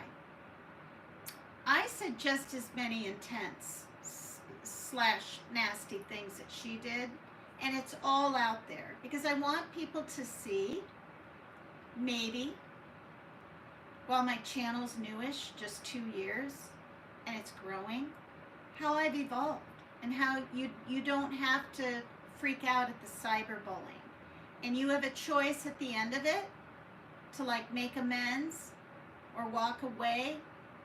And I've said before, it takes 2, right? To do the tit for tat, it takes 1 for it to stop eventually, because a person will go on to someone else. It takes 1 to stop, and that can be you. And I forgot that I got this beautiful ring for my birthday. Look how pretty it is. Is it beautiful? It's, I don't know, is that amethyst? I got this from Teresa too. She bought herself a lot of rings, and she gives me a ring like every time I see her. It's look at that. Gorgeous. My finger is really weird, okay? When my daughter was out there on the playground, kind of sitting in that area looking at a magazine, I brought her down a cold tea. She wanted me to hang out, so I went up and I got my Pepsi and I went down there, and to get up on the thing because it was so high, she pulled my arm and I scooched my bottom up, and there was beauty bark on the thing, and I noticed the teeniest little sliver right down here below the red part, right? Because this is where, see the color difference? Whoops. Look, see? This one's the healthy one. It's plush and everything. This is skinny and I still can't bend it. But yeah, stitches all the way up to there. I had 12 stitches. And yeah. And then, so anyway, I pushed the sliver out from the side with my nail. And it hurt because it was nearish here. But sometimes the teenier the splinters are, the more they hurt. Well, big ones hurt too, but I shoved a cupboard once, and my was it my thumb? Something went under and a chunk of wood was sticking out. There was no time to do nothing, not even look at it, but yank that thing out and it came out. That was in my 30s, I think. That was scary. Yeah, it was an accident, but I was upset with my son and I wasn't ready to leave his room, and he got up and he was 160 pounds then, not as heavy as he is now, and he slammed his whole body against the door. My finger was in there. Now the reason I didn't lose it, and it fractured on top too, is that because my finger was there, it didn't shut all the way. Thank God. And I was screaming, and I wouldn't stop screaming, and then blood started dripping, and so he let his body off, I remember. It was really scary, and I had to scream for my daughter to call 911. He almost got arrested. Oh my God, it was a mess. And then I had to take antibiotics, literally, for a whole month, 5 different times, or 4 times, and then the next week. So for 5 weeks, 5 different times. Not because there was a ton of pus or anything was terribly wrong, but just little things. Teeny bit of pus here. And I kept it clean. I was so careful.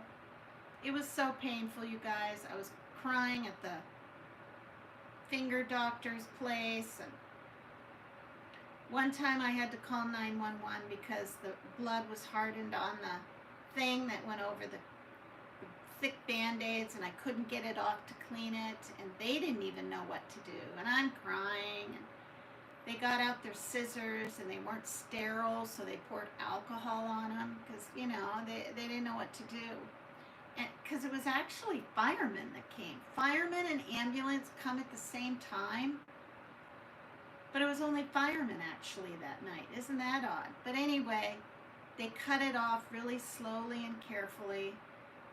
It was stuck in the gosh darn stitches too. It was awful. And then they got embedded.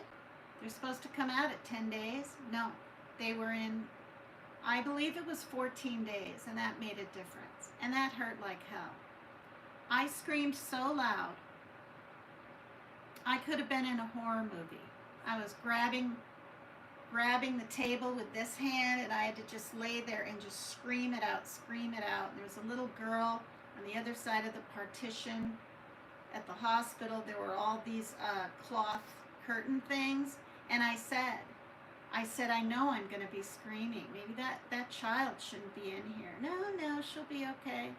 You could have heard a pin drop. I was screaming like that. And the problem is, it's not the stitch in the skin, right? They put the numbing gel or whatever. I had my finger in a little cup. It was this picker thing, tweezer picker thing, that, you know, when you pull staples out of paper or something, look like that. And every time she pulled a stitch out, she poked me. She didn't mean to. I wouldn't think. She wanted to get it done. And 12 times I was poked as it was coming out, and it was embedded. They did. It was a young guy. He stitched it. That was scary too. Hurt like hell until he put the needle shot into my finger down here, or maybe even up here, to numb it. It was horrific, you guys. I know people think I'm like being melodramatic. Let me tell you what. I would rather, if I had to do 2 things, go through birth without an epidural at this age, even though it wouldn't be healthy. And of course I can't. I'm menopausal, right? I mean, I've gone through menopause. What am I saying? Than ever go through that situation again. I thought I was going to bleed to death. I've never even cut my finger bad. And there was all this blood in the towel in the kitchen but then it hurt to press. Like, I knew you need to do pressure. I couldn't. It hurt too much. So I'm just covering it and holding it, screaming. Then the ambulance got here right away. And then when they looked at it, they were deep, acute laceration, da da da da da. And then I'm even more scared and I'm crying in the ambulance. Oh, God. And they had me sit in a chair and there's blood all over the towel and people were waiting to be seen. There were a lot of people in there, like 50 people. And I'm like, this bloody towel being wheeled in a back room. It was awful. And then I found out it was fractured on top of everything. And I think that's why, 2 reasons I can't bend it. For a whole month I had it in a cast thing. You'd think though by now I could bend it. I can't bend it any more than that. Where's this one? See? And it was only fractured up here. So it had to have done something to a nerve. You know, and then the doctor just, you know, he said have her send a picture of it. I did that, and he says to his secretary, I'm going to set up surgery. And I literally, and I don't do this ever to doctors, I said, I'm not comfortable with that. Okay, I've been on all this medicine. He hasn't seen it. It's just a picture. He wanted to explore inside and look. No way. And I told her, I said, is he going to be kind of mad at me? His name was Dr. Bader. No. I went to him a couple more times because he made me feel kind of foolish for asking certain questions, and he got kind of mad and facetious when I told him that the emergency room, because I had to keep going, kept putting me on antibiotics, and the second one was that cephalexin or whatever, and the first one was the regular kind that's not as strong, and he got kind of mad. He's like, well, I don't believe da-da-da, and I said, well, I went to the ER, and so anyway, I stopped going. I had an appointment. I talked to the secretary. She was new, about 22 years old, and I said, I won't be back.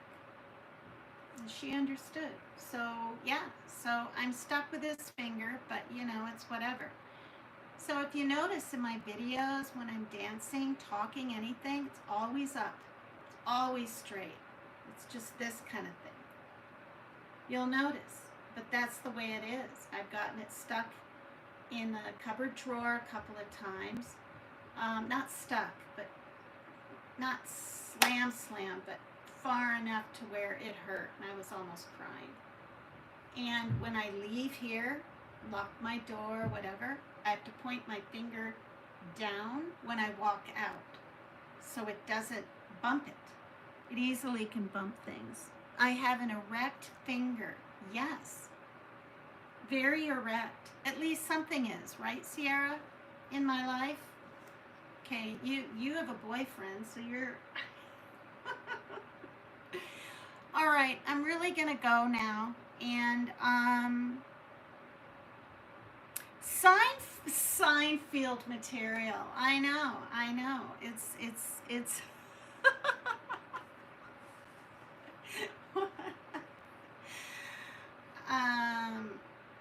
yeah. You guys are so funny.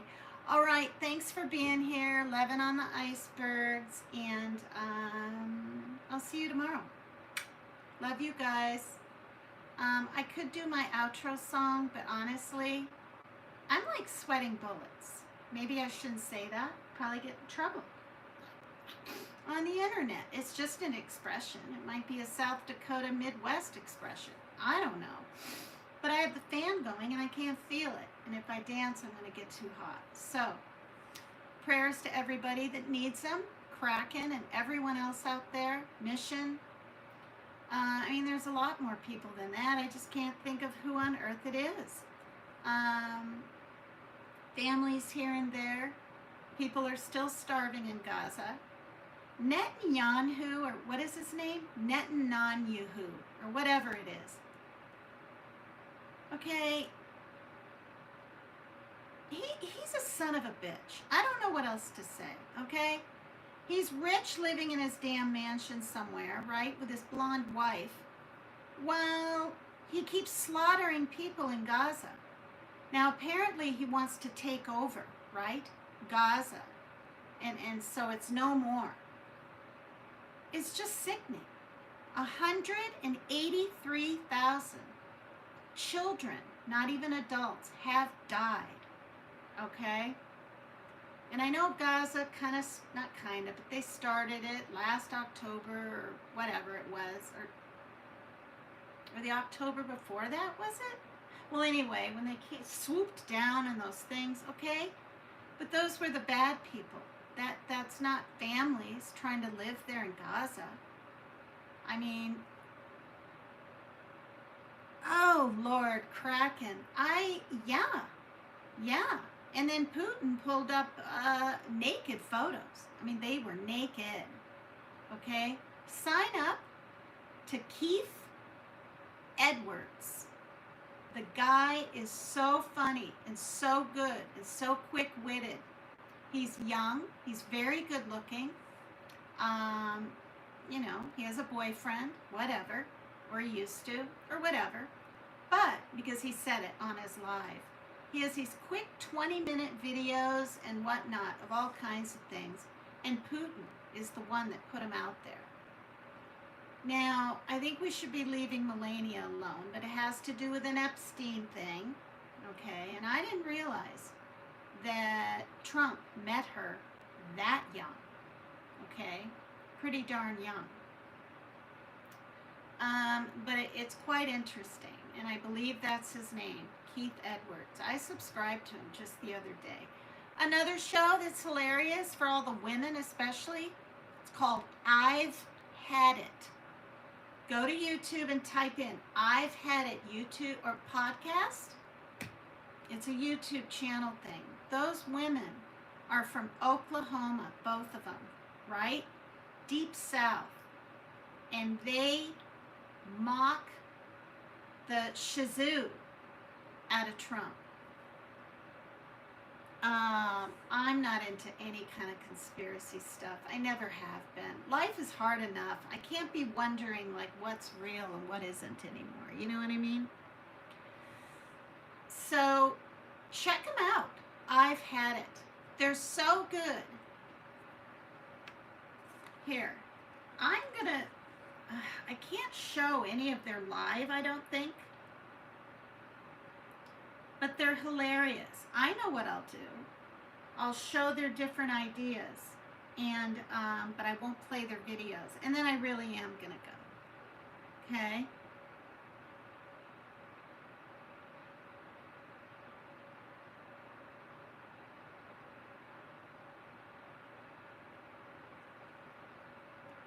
They're so good that I had to go back and watch all their other ones, too. Okay, why is it going to studio? This makes no sense. Okay, hold on here. I'm just going to go to Google.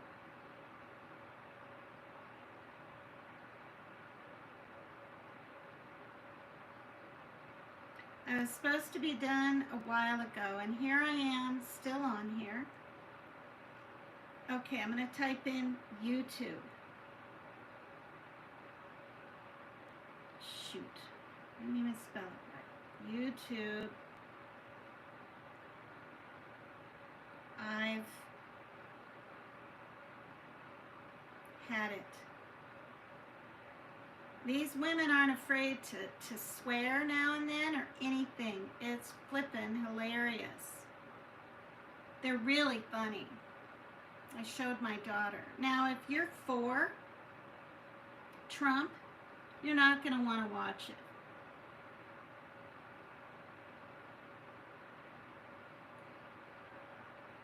Apparently, they were on The View.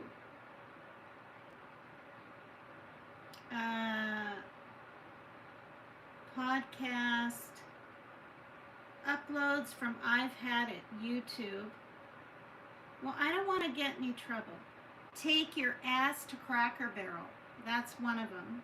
Okay, let's take a look at that. But I don't want to get in trouble, because you can't show other people's YouTube shows.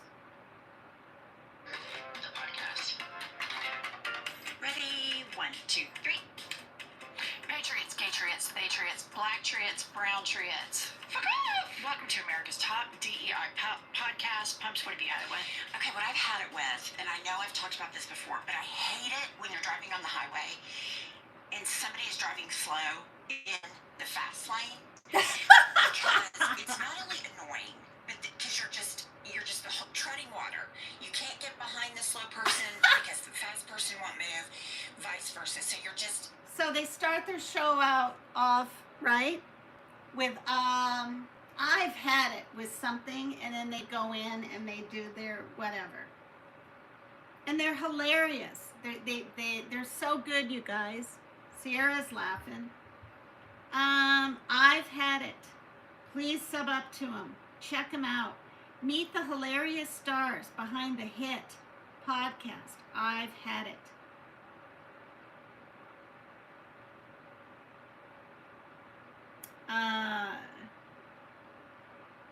Well, I mean,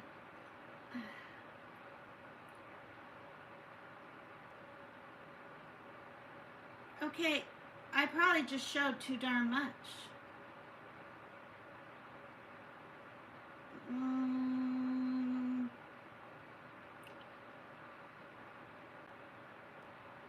Okay, here we go. All right, what does this say?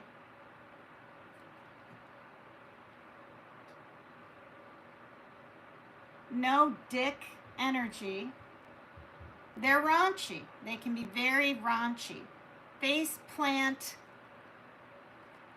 Live MAGA face plant. Trump soft on women. They're really funny, you guys. Anyway, it's probably all I should even show. Mary Jane Doe, will you put the, what is it called? Oh my gosh, what is it called?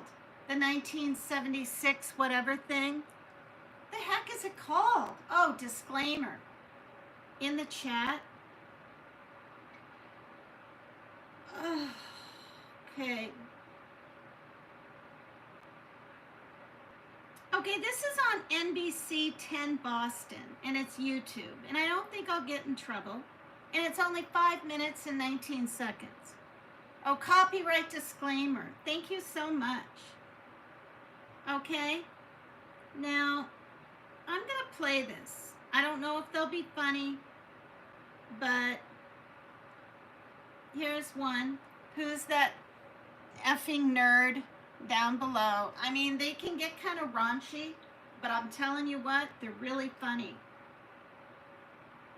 They get a lot of love and a lot of hate. And they're from the deep south. It's really pretty funny. YouTube, I've had it. Meet the hilarious stars behind the podcast. Okay, here we go.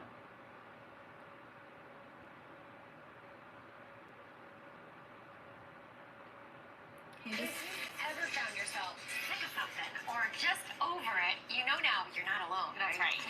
You might not even realize some of the things you've had it with. And our next guests know all about that. Listen. I've had it with people calling breakfast brekkie. Stop. Quit putting on your Instagram. Brekkie in bed. Going to brekkie with my boo. Put a sock in it. Quit making up cute words for your performative Instagram post. Stop, for the love of God, calling breakfast brekkie. Now, ahead of their big Boston tour stop are the co-founders behind the I've Had It podcast, Jennifer Welch and Angie Pumps Sullivan. Welcome, ladies. Thank you. Thanks for having us. We're so happy to have you here. This is something I want more of. I have not had it with this type of content. This is the good stuff. It is. How did you begin this? It's been, what, 18 months, just under 2 years? How did this get started? Well, I think our default setting is somewhat petty and cynical. And so our teenage children were like, you guys have got to start a podcast. That's funny, Tashi. And complain about the things you've had it with. So we did it, and then it just kind of blew up. So what has been your favorite discovery, realizing that you have an entire tribe into this type of complaint? makes me feel like we're not alone in being so cynical. And it's a real bonding experience for our listeners and our community. We kind of have this community with all have the same frustration. So that's been fun, reaching out to people from all over the world. It's insane. Well, I think there's a lot of truth to that, because even before, right, we're talking about all these things we've had it with, and what are we going to actually say out loud? Me too, Well, if you Kraken. say it, that's okay. Right. That gives us permission to do that. And now that you guys are on tour, what can people expect tonight and throughout? Well, on our tour, we start off with the things we've had it with recently. And we've been friends for over 20 years. And so. Oh, for crying out loud. It didn't end, did it? Oh, you guys. Is it gonna start over? If you've ever found yourself. Ah! It's my tremors. Let me push it up ahead. Oh, come on already. If you've ever found yourself sick of something or just. Oh my God! No! Oh.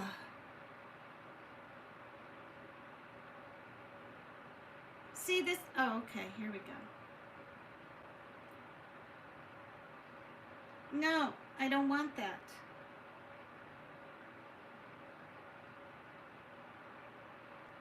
See, I lost it because I was flipping.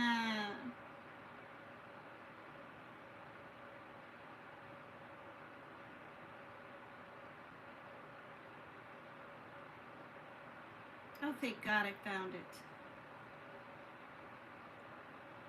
Oh, it's bringing me up to the part that I lost. Okay.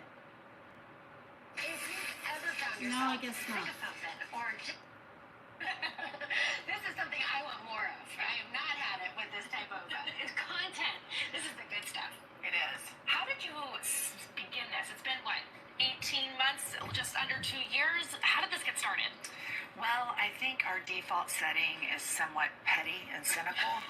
And so our teenage children were like, you guys have got to start a podcast. All you do is sit around and complain about the things you've had it with.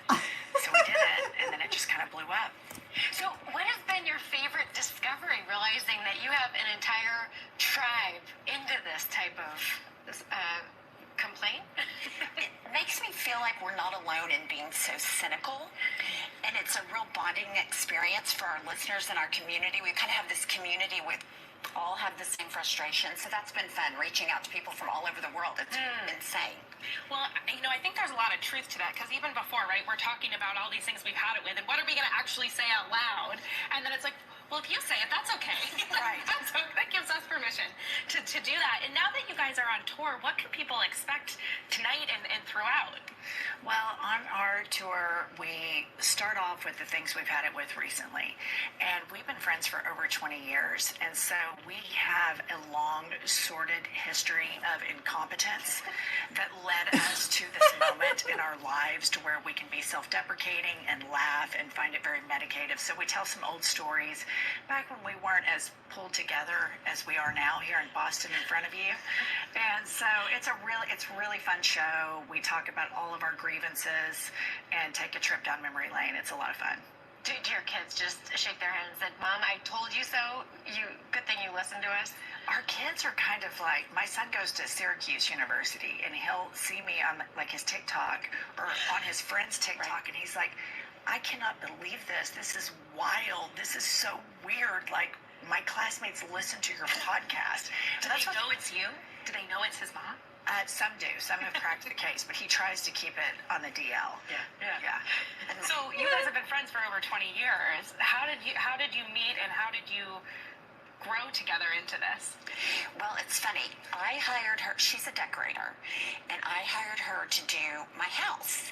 And I hate decorating. That's just not my thing. I don't like fashion. I don't like decorating, any of that stuff. So I brought her in, and I said, I'm terrible at decorating. I just want you to do it. And she's like, I know you're terrible at decorating because I'm looking at silk flowers here and on your walls. It's awful. And I just fell head over heels in love, and I didn't have to do anything. So it was like from that moment, we've kind of been inseparable. ever since. I love it. Brutal honesty for us. She literally had on our dining room table, like at an open casket funeral, those arrangements, but it was a silk flower arrangement. She was like, I just don't like decorating. I was like, oh, you're kidding. It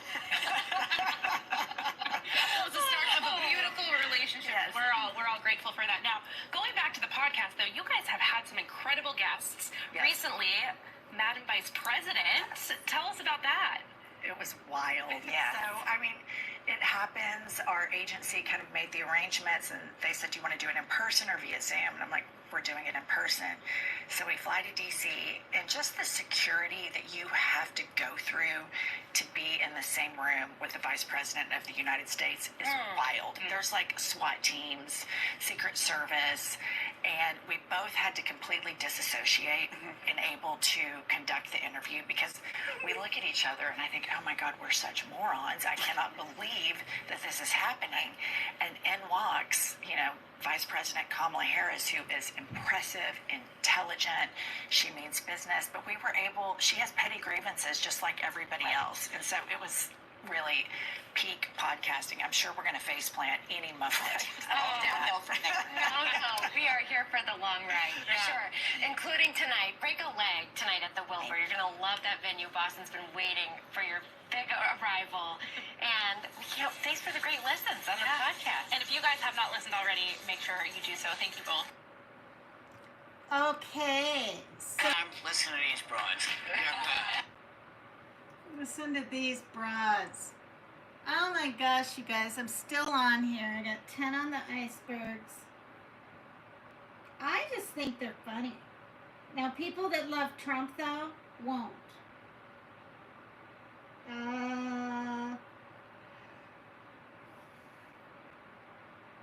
Now, okay, this is on Hoda Jenna. This is 7 minutes long. And this was only 2 years ago. I'm amazed at how much they've kind of changed a little bit. Get some laughs in here. Okay, whether you are a true crime junkie, obsessed with a TV show, or you just want to laugh, we've got the perfect podcast for you. Yeah, so today we're kicking off a brand new series to let you in on some of the best podcasts you may be missing, and we're calling it Hoda and Jenna's Hot Pods. Okay, our inaugural, very first pod comes to us from two best friends in Oklahoma who have one thing to say. I've had it! Let me tell you what I've had it with. Okay. Graduations. It's the worst. Jennifer Welch and Angie Sullivan, better known as Jen and Pumps, have turned their long friendship of rigorous honesty into one of the hottest podcasts around. We would like to welcome you to I've Had It, a podcast about positivity and petty grievances and sharing light episode after episode of unmitigated rage. After Pumps, a lawyer in Oklahoma, hired Jen, an interior designer, almost 30 years ago, they immediately became an inseparable and entertaining duo. And when it comes to you, I'm incredibly nosy. Codependent. Yeah, totally. That's it. And you, me. Their teenage kids suggested they turn their constant phone calls venting about life into a podcast. And so they launched I've Had It this past October. In less than a year, the show has hit the top of the podcast charts, made headlines with celebrity guests like Kelly Osbourne and the Pioneer Woman. The phrase that gets me, 10 years ago, I married my best friend. I have had it. And captured the So attention of funny. countless fans like, I'm sorry, Good for you, Rihanna Tashi. I'm announced glad. a multi-city tour with a special stop right here for us. See? Do they sound like you? Thank you for being here. Y'all have blown Thank you for up. having You us. blew up before Hot Pods. Yeah. Y'all were big. Seriously, you've been on fire, and it all started just with an organic friendship. Yeah. Talk about how y'all met. I heard there was some slight roasting. Well, I hired her to do my house. house. And she walks in, and I said, I'm a terrible decorator. You just do what you want. I don't have good taste, whatever. Do it. And she said, well, I know why you have bad taste. You have silk flowers on your table and a picture of silk flowers on your wall. That's the worst. And I mean, I had fell head over heels in love immediately. I was like, that's the best.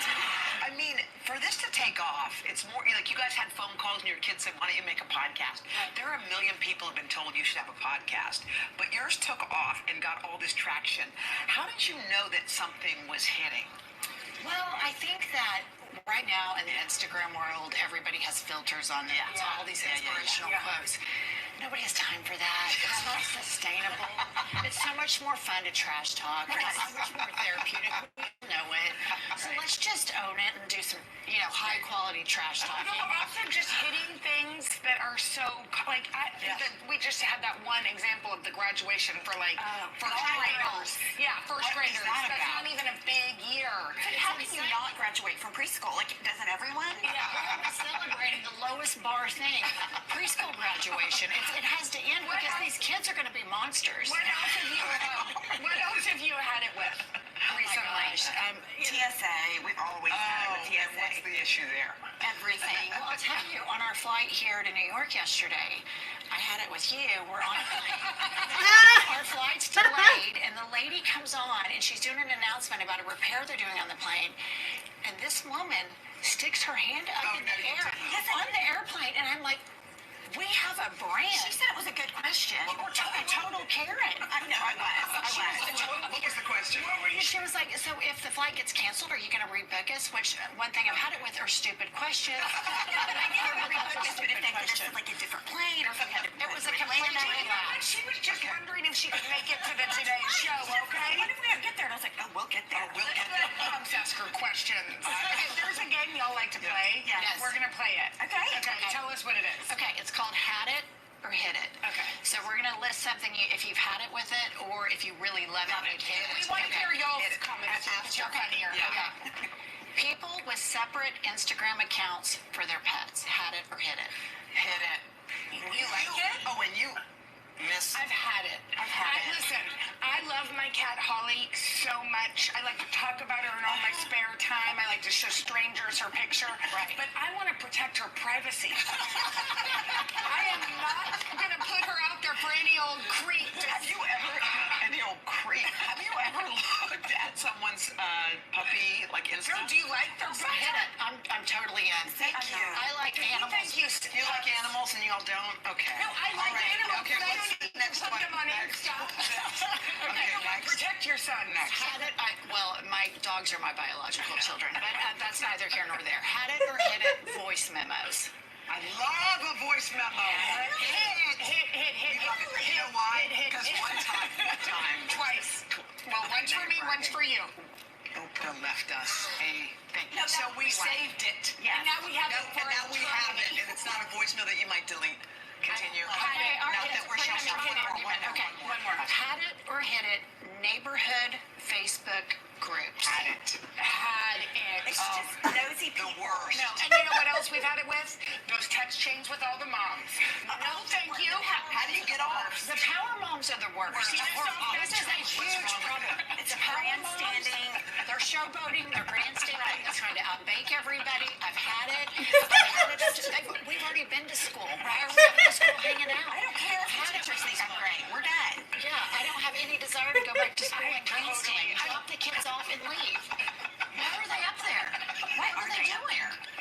Also, the text messages just make you feel bad. Right. You've forgotten a million things. Yes. And they blow up your phone. Therefore, you're not paying attention to your own children. Right, because you're trying to answer all these texts that don't matter. My favorite part is she said, what are you still doing there? Drop your kid off and leave. They're Grandstanding. I'm dying. Okay, wait, we want to be friends with y'all. When's your tour? Okay, We can't say the name of it on TV. No, we cannot, but you can go to our Instagram. I've had it, and we have new tour dates. So next month, we're going to Atlanta, Philadelphia, Washington, D.C., and then the month after that will be New York, Toronto, and Chicago. New York, will y'all come back here and make us laugh? Yes, and we might even get you some tickets. Okay, we're coming. Okay. And y'all can listen to their Oh my God, podcast. y'all are so funny. You get why everybody loves you.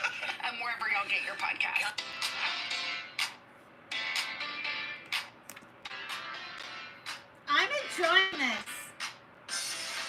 gotta catch up. What's going on here? I need to catch up on their program. They're so flippin' hilarious. I'm serious. Okay, where am I now?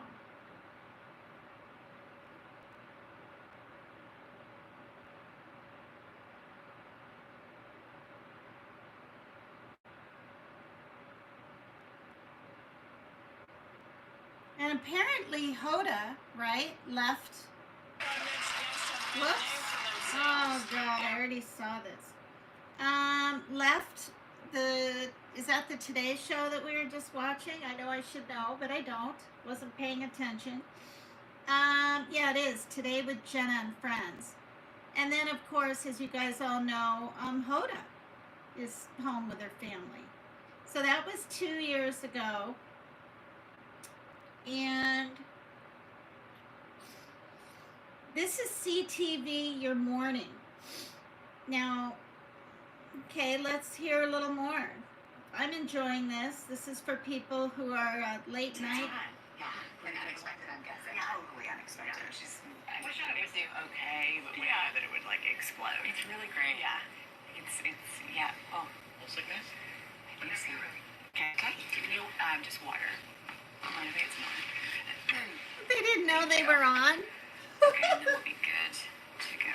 Thank you. Oh my gosh, look at yours. Pardon? Look at my what? Your water. You put my Stanley to shame. Is that real? My water?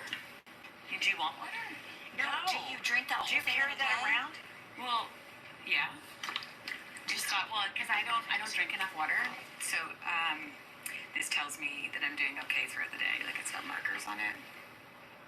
Okay. Wow. I'm messing with you. Okay. I was like, she has like you guys are being very polite though. I appreciate that. You're holding back a little bit. I was about to go.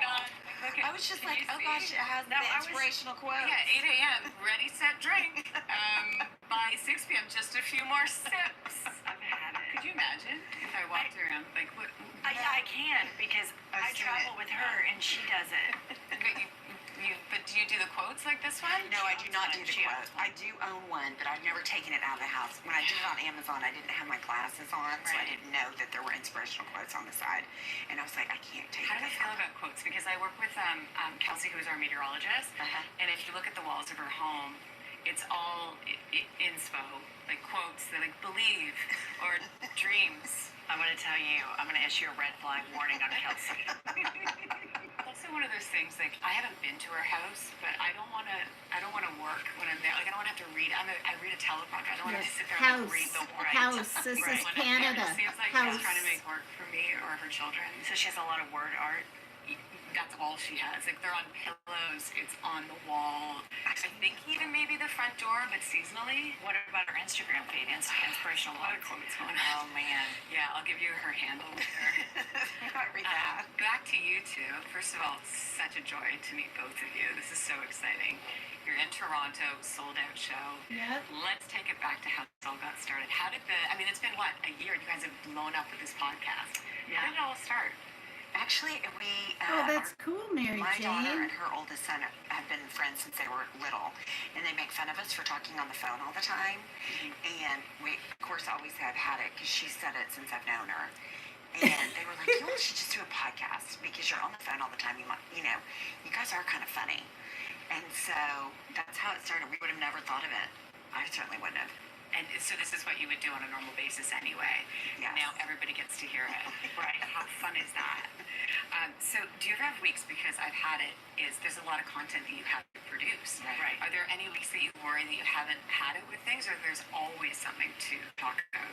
I think being, I've had it is ubiquitous multiple times a day. There's no way that you can be a human being and navigate this planet with other human beings and not get irritated. And I'm not capable of that. I'm certainly not capable of that. Yeah. And I went in the airport. I had 3 I had it before I even boarded. Today. Tell me about that. Well, one was a guy that they kept yelling, "Empty your pockets, empty your pockets, empty your pockets." He gets up to the scanner that you walk through, and they're like, "Sir, have you emptied your pocket?" He's like, "Oh, this," and he pulls out a wallet, his cell phone, his keys. mints. I mean, there were 5 things. I can't remember what the 4th one. I'd have to look, or the 5th. I'd have to look at my phone. But I was just like, dude, Empty your pockets. And TSA screams at you.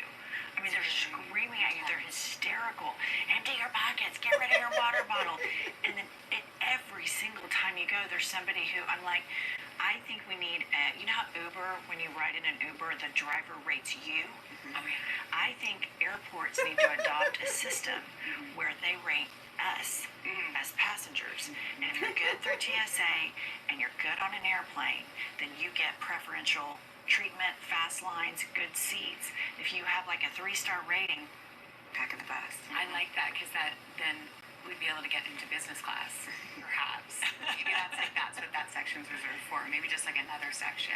You mentioned Uber. Can I tell you what I've had it with? Yes. So Uber Eats.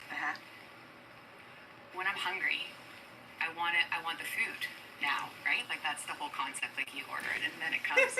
So I get really excited when I've ordered some food and then it's like, hey, it's being picked up. Has this ever happened to you? And then you look at your app and there's a bicycle. There's a bicycle picking up my food to bring it to me. Has this happened to you? no. I don't want I want the car. I want the car. I want the car. Right. And anytime there's a bicycle, and this happens to me a lot here in the city, and I want to opt out of the bicycle, but there's no option to say I don't want the guy on the bike. I want the fast guy in the car because I'm really hungry right now. That's You're like, I'm a rocket ship. well, who doesn't? Right. The whole concept of ordering food is that so it comes quickly. Right. It's not like I'm planning ahead 2 hours and like I'm going to be hungry for this in 2 hours. I want the food. I want it now, and I don't want the guy on the bike. Yeah, no, And then that's it's awful. cold. Then it's cold and you have to heat it up and it's just not as good. No. I've had Ubers where they pick up my food and then they deliver other people's food on the way to deliver my food. I don't like that either. I don't like that either. No. I don't want to share those services. Right. It's a very selfish act, you know. When you're ordering takeout food, you've already decided, I'm not cooking. I'm not leaving the house. This is me time. And then they're picking up 5 other meals, and they're dropping off a meal at your neighbor's house, and you're watching them. You know, you can track them.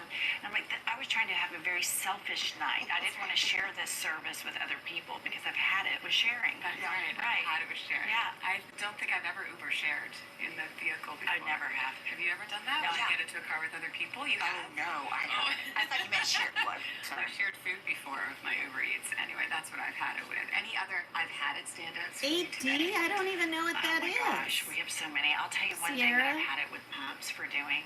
So we all have a shared iCal for the podcast, like our producer, our podcasting network, myself, and her. And so the idea of a shared calendar is so that everybody can see, today we're going to be in Toronto meeting with you, and everybody can see it. So Pumps is her nickname. I call her Pumps. So Pumps gets on the shared calendar, and she's a divorce attorney, and so she'll schedule court cases and doctor's appointments on the calendar, which is fine. We know she's not available. But she sends an invitation to everybody in the calendar. Like, we're invited to, like, her Oh, I ate that gynecologist. tea. Oh my You know, God, Angie has a Sierra. gynecologist appointment. Would you like to accept or decline? So she creates all this digital debris. Digital degree. Yeah, Have you ever accepted an appointment? No, but I think I'm going to start. I think I want to go watch her in action in divorce court. I didn't know I was doing that. I thought I was doing such a great job, but Digital debris. I was inviting everybody. It's I didn't know debris that. filled. Yeah, I That's thought I was what letting you know. Yeah, I had with Instagram. I didn't know there was that whole section up until last year, and I've had Instagram for a while. I didn't know there was a whole section where people could talk to you directly. I wish we didn't have that. Like, you should have seen the moment on my face last year. You I was dirty at our girl. cottage outside of the city, and I looked at my husband and I was like, there were messages from 6 years ago. This is a whole life that exists. I had no idea. And I was debating on the Monday whether I tell people or not. Right. I did. Because I was like, guys, there's this section of Instagram, and they looked at me like, I've had it with you. Can we play a game? Yeah, let's do it. Can we play Had It or Hit It? Oh, yeah. Okay. Ready? Yes. Had it or hit it. Paper straws. I've had it with paper straws. It's like self-serve. They go flaccid right there in your mouth. It's the worst. Right. Always had it. I've had it, and I feel like it's like everybody wants to barrel down on us, like people that aren't like drilling for oil and mining fields, like wrecking the environment. It's like, you have to use a paper straw. And I'm like, what about British Petroleum. Can y'all like beat up on them? Like, why can't we just have a normal straw? Like, I believe in climate change. I know, but my straw situation is not going to, make a difference here. You know that sand timer that people use for playing games and stuff? It feels like that with the straw. Like you have a finite time to drink that drink, or It goes bad. it goes bad. It just goes bad. Had it or hit it. Close talkers.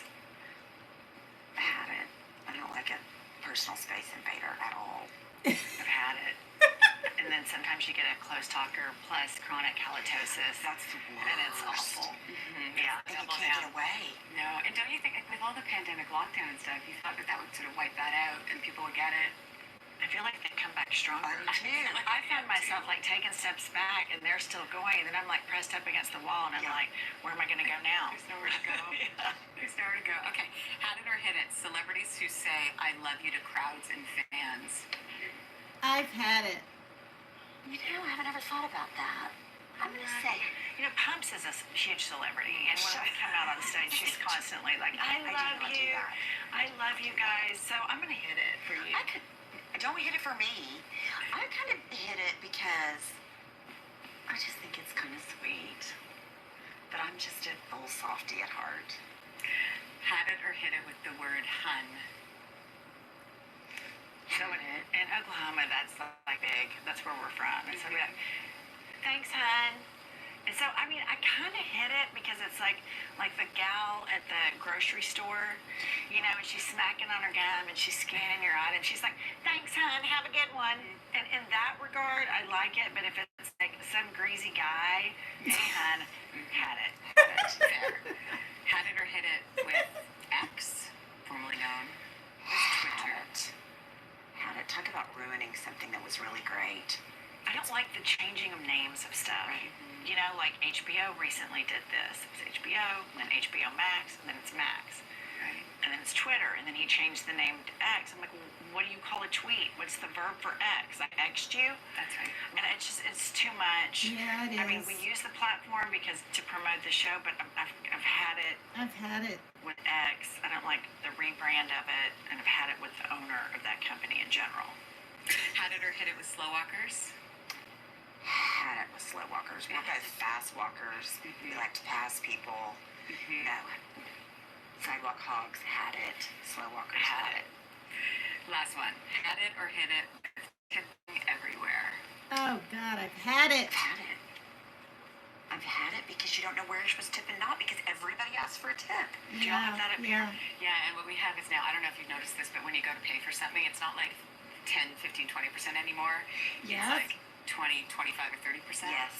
That's the stuff that I find challenging. Or like certain 18. places where you don't expect to be tipping, That's and then what all of a sudden the tip Like me jar in is the there, or taxi, there's the shaming. 18%. I don't know if I do it to myself, but I ordered something like it was a melatonin-induced TikTok purchase. Okay, so I'm gonna start that from the onset, right? But I order I got baited into something, and I order it on my phone, and then they're like, "Would you like to tip the person that's packaging your box?" And I'm like, "Are you serious right now that we're tipping for this? How about pay your employees?" right, that's the key. Right. That Yes. is the key. Yes. I want to ask you, you two do this, your weekly podcast together. You spend a lot of time together. You've been friends for such a long time. Do you ever had it with each other? Not had it with each other, but we'll just be like, we're tired of talking. Minor irritations. Minor irritations. But we get along incredibly well. And like when we travel for the tour, we share a room because if we were separated, we'd end up being together anyway. Right. But we have this friendship where we can sit in silence for hours on end, or we can completely yak the entire time. So it's great. It is so nice to be. Best friend. It Yes. really is. It is a treat. Yeah, interesting. Cheers, guys. Thanks so much for chatting. Yes. Really fun.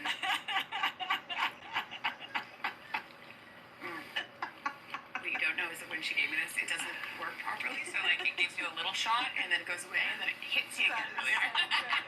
Oh, my You're so God. dashhand. You worked so good. I know you guys were trying to read me. Like I could tell with your eyes. You're like, I don't know this girl. And I don't know she. I knew she would know that we were like, oh my gosh, but it's like, what do you say when you're on TV? Yeah. That was good. And That you was were good very stuff. deadpan in your delivery. You carried it off well. Yeah, you did. Thank you both. No, thank you.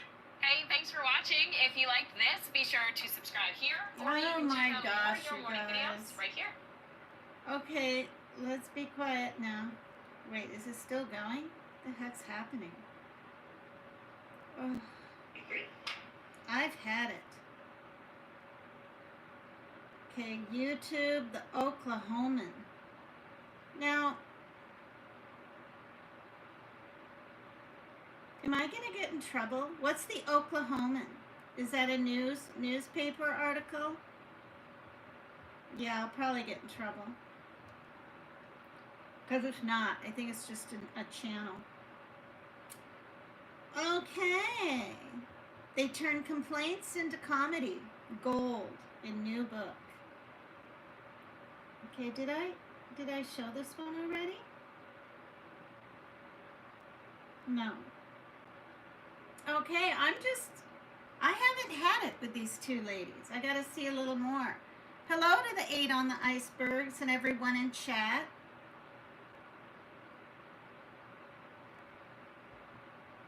Jennifer Welch and Angie Pumps. If complaining were an Olympic sport, our next guest would take home the gold in their podcast. Check it out.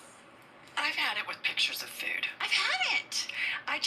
It's when I look at photography, looking at pictures of food is just not that interesting to me. No, it's just one of the downsides of a cell phone. Everybody thinks everybody cares about what they're eating. And I've been to dinner. Jennifer Welch and Angie Pump Sullivan are the hosts of the mega popular I've Had It. The Oklahoma City-based duo dish on everything from politics to pop culture and more. And now I they're hate out with a going new book. It's uphill. called Life is a Lazy Susan of Bleep. You know what that is. Yep. You know what that word is. Yeah. Sandwiches. Yes, there is a word in that title. We're not allowed to say it or show it, but Jennifer Welch and Angie Sullivan are I'll here. say it. to Shit. talk about Shit it. Good sandwiches. morning. Good morning. So we're making a lot of this title, but I think it's important for people to understand why you wanted it to be this way and what the inspiration for it was. Well, we had a very difficult period of life, which we talk about in the book, where it was like life was exploding on alternating days by alternating hours. And that was kind of our catchphrase. We would sit there and be just like, life is just a lazy Susan of just all this. Yeah. And so the book title came out. Of course, I didn't want to publish it with a curse word, but we thought it was really important because it's authentic to what we're talking about. And talk about a lazy Susan, though. You put the stuff on. Right, the lazy Susan, you spin it no around. matter where you spun, there was something. There's something there. God, look how young That's right, she exactly. looks. There's some crap. What's her face? So, and you write a lot about these sandwiches that you've dealt with, including addiction, divorce from your husband, just to name a couple. My husband, who was boinking a stripper. Yes. Before they got married. I mean, there's a lot of. And I married him. And you married him. Yes. Married him. I was screaming. I was about to say, do you want to share a detail about this? There it is, right? Right. I mean, that's just the tip of the iceberg when it came to these sandwiches for you. Yes, it was. And I think that I was under the impression that marriage would change everything. Yes. It would be better once we got married. Everything would be perfect. I was supposed to get married, have kids, do this thing. And it's like, that's really not how life worked. So I was completely unprepared That's for all for sure. of the lazy Susan that kept coming my way. But both of you had a lot of life's ups and downs, some more than others. But Jen, I like how the two of you even got together. Would you tell the backstory Oh my quickly God. about how you two met? Yeah, so my husband is an attorney, she is an attorney, and she was looking for an interior designer. And she called me, and I went over, and I immediately recognized that she was in desperate need of an interior designer. Sorry, we're hearing this 30, again. 31, and it was Grandma City inside the house. And so, I mean, I came in and completely fixed it up because Pumps is a very attractive Yeah, woman. her nickname is And Pumps. Yeah. yeah, her house needed to match this hot woman sitting next to me. But the beauty of what you guys do is you said sometimes there's nothing wrong with a good old gripe session. That's right. Sometimes a good complaint goes a long Yes, way. And you sis. talk about in the defense of Karens, because most of us think Karen, nobody wants to be a Karen. Yeah. I think some of us have had Karen moments, and you say being a Karen is not always a bad thing. I am a Karen.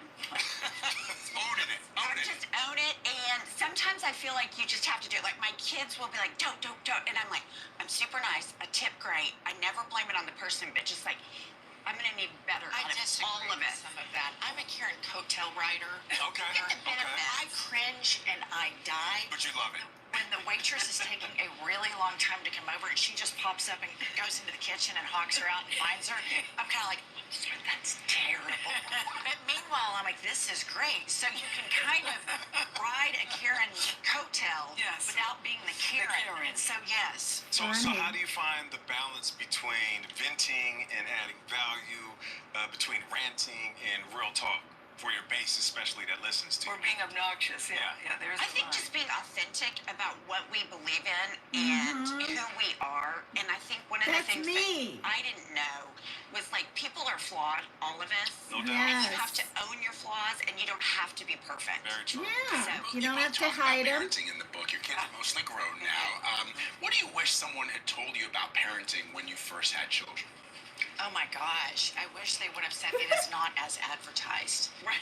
What you have been sold. You know, when you're little, you think when I'm big, I'm going to do this. And when I'm a mom, I'm going to do this with my kids. And you have all of these grand ambitions. Yeah. Next thing you know, you're sitting in a restaurant, your kid's having a stage 5 meltdown, snot slinging. You're like, here's your iPad. Right.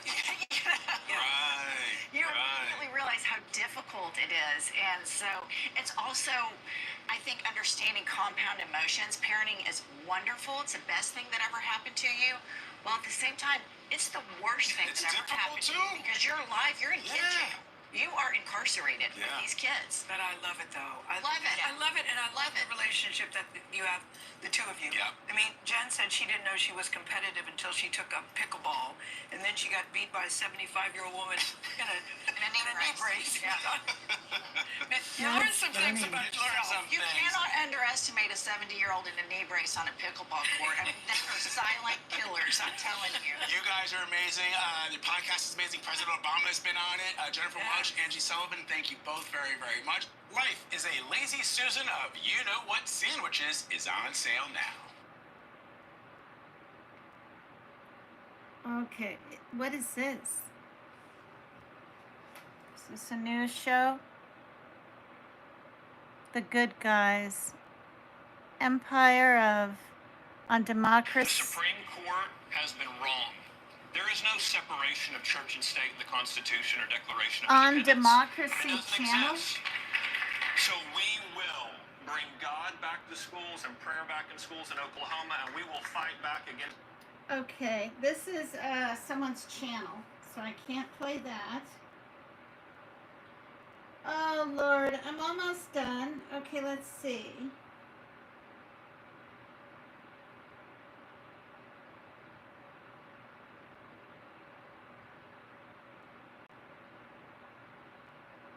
Why do they have 5 minutes and then 5 minutes? They're all in the same clothes. It's CBS. Why do they have to break them up like this?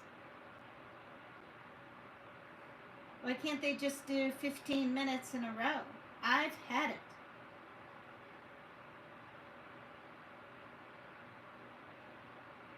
Sugar smacks. Pictures of food. I've had it. It's when I look at photography, looking at pictures of food is just. Okay, I've had it.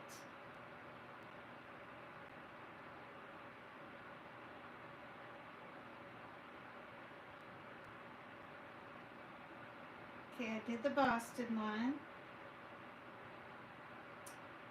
Today, The View, Your Morning, extended interview. Did I do this one already? And unexpected, I'm guessing. Totally unexpected. This is them again. would do okay, but we thought that it would like explode. It's really great. No. Yeah. Oh. Okay, I didn't recognize it. I did this one. Lord. Okay. CW7 Arizona. That's news. It's gotta be.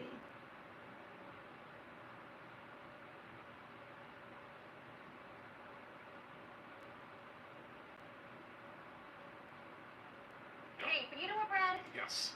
I've had it. What, with me?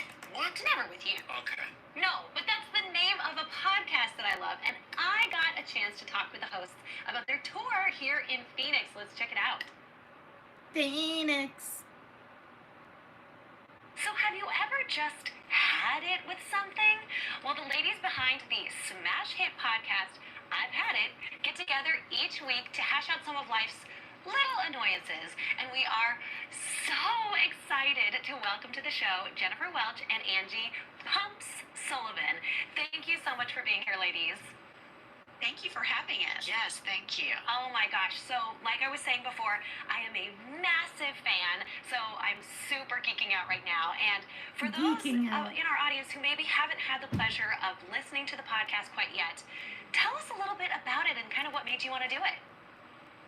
So we have a really long friendship for a couple of decades, and as friends do, we often get on the phone and trash talk about stuff. This annoyed me, she annoyed me, he annoyed me, and sometimes the stuff you don't like is a very big bonding experience if you hate the same stuff. I don't know anything about the Jets. Like, you guys should do a podcast. Still don't know. know. Whatever, nobody would listen to it. Well, we finally did do it, and then it just kind of blew up. Absolutely. Yeah. Well, I have to say, I love it because what you always say is that it's not about getting together to be negative. It's about getting together to kind of get out those little things that maybe are kind of bugging you, kind of pissing you off, so that you can go out into the world and be a more tolerant, more accepting person. And honestly, I think we all need that. Yes. Definitely. Absolutely. Well, like you said, it kind of blew up, right? You've built this massive fan base. And how does that feel to have fans all over the world? I mean, you guys are going to London. It's really exciting. We didn't realize how much we'd enjoy the people that listen to the podcast. We feel like all of the people that listen to the podcast are incredibly smart and very attractive. Oh. Well, I have to say, since I'm a listener, I agree. But yeah, congratulations on that success, because that is a huge deal, and we are so pumped that you are coming here to Phoenix at the end of October 24th. And like I told you before, I will be there in the audience. I cannot wait to see you both live and in person. But what are you looking forward to about coming to Phoenix? Oh, I love Phoenix. I love the dry air. The weather's probably going to be amazing. I was just in Phoenix, in Tucson at a spa about a month ago, and it was really hot. But the dry air thing, that really is legit. It is, because we live in a space that's really humid in Oklahoma City. But I love the topography. It feels so Route 66, with the large cactus and the orange rocks. And I think the people are so friendly. I absolutely love Arizona. Yes, for sure, with the dry air. Like, you guys are coming in from a very humid climate, so what I will say is drink your water before you come, because yes, it will be beautiful. We're bringing in that gorgeous weather for you, but yeah, it'll be dry for sure. Very, very arid climate out here. But this is the one question I have to ask, of course. So, Jennifer, Pumps, what have you had it with today? I'll tell you what I've had it with. I've had it with television networks that slow drip out a series, and they make you wait each week like a normal person. And I feel like we're way far past that. I want to binge watch every single episode right in a row. And I'm watching the morning show now, and I have to be this civilized person that waits each week for it to slow drip out, and it doesn't hit me hard enough. Like, I need a bigger hit of TV than 1 hour a week of a show that I love. Yeah, we've gotten used to that, right? We want to consume in more mass quantities. So yes, I hear you. I definitely understand that. But Pumps, what about you? What I have had it with is the people that break the social contract. And by that I mean, when you see someone you haven't seen in a while, you say, "Hi, how are you doing?" The obvious and appropriate response is, "I'm fine, I'm good." You don't want a play-by-play of their last colonoscopy. You don't want to stop and see pictures of their vacation. Just hate people that take it too far when the only answer is good, fine. No one wants to know what's really going on. It's just a social grace. I 100% agree with both of those. Can I tell you I've had it real quick? Yes, I'd love to hear it. So I am a new mom, and I know that you ladies will be on the same page with me on this, but I've had it today are the moms who make motherhood seem perfect because I am exhausted. And while motherhood is amazing and I love my baby so much, I'm so tired. And I wish we could just all agree that sometimes motherhood is hard and you're exhausted. And that's just what it is. Especially with a new baby. There is nothing more torturous on the planet than a new baby. It's real. They don't sleep right. I mean, it's just, it makes you feel subhuman to have a brand new baby. So I feel for you, but it does get better. I feel for you too, and I definitely, social media wasn't that big of a thing when our kids were little, but if I saw somebody flexing about how they just were playing A-game mom 24/7, that would really probably sit in my craw pretty hard. Yes. Oh yeah, yeah, it is hard. Trust me, it is not easy. So yeah, that's my, I've had it today because I got about 4 hours of sleep last night, and I've had it. I've had it. Yes. But Jennifer Plums, thank you so much for Sit being in here my with us craw. today. So tickets are available for your amazing show at phoenixstanduplive.com.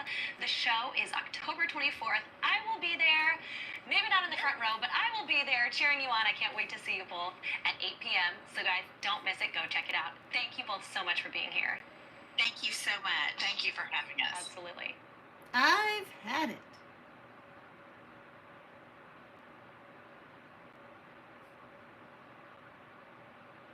Now what? I've had it.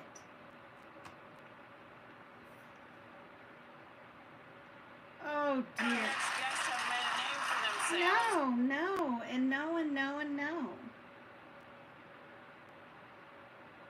Okay, there should be only a couple more. You guys have probably had it with the I've had it, right? Me showing this. You've had it with me, right?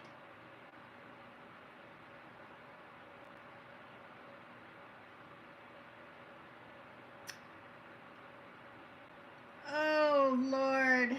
Outfoxed, YouTube. Billionaires being considered as brilliant. I've had it. Podcast hosts have had it with billionaires being considered. What? Well, people are probably like, gosh, I've had it. I've had it with listening to PCT brag and talk about this podcast. I've had it. How many more? Well, thank you. How many more is she going to put us through here to... Oh, that's funny. The slobification of America. That's so funny.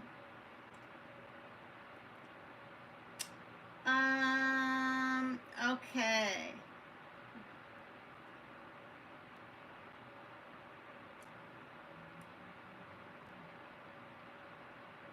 I just don't dare just show like, the YouTube thing. Only the news channels. Okay, you guys. Well, I've had it. I've had it. Was sitting here sweating this whole time. I have to go take a pee, and I'm trying to drink my water. And I've had it because now and then this thing, see, watch. Well, I don't want to pull it out, then I got to attach it again. Every now and then, this top straw part will pop off, and I've had it. But I love my little lemon water thing. It's bigger than the other one. I've had it with these tremors.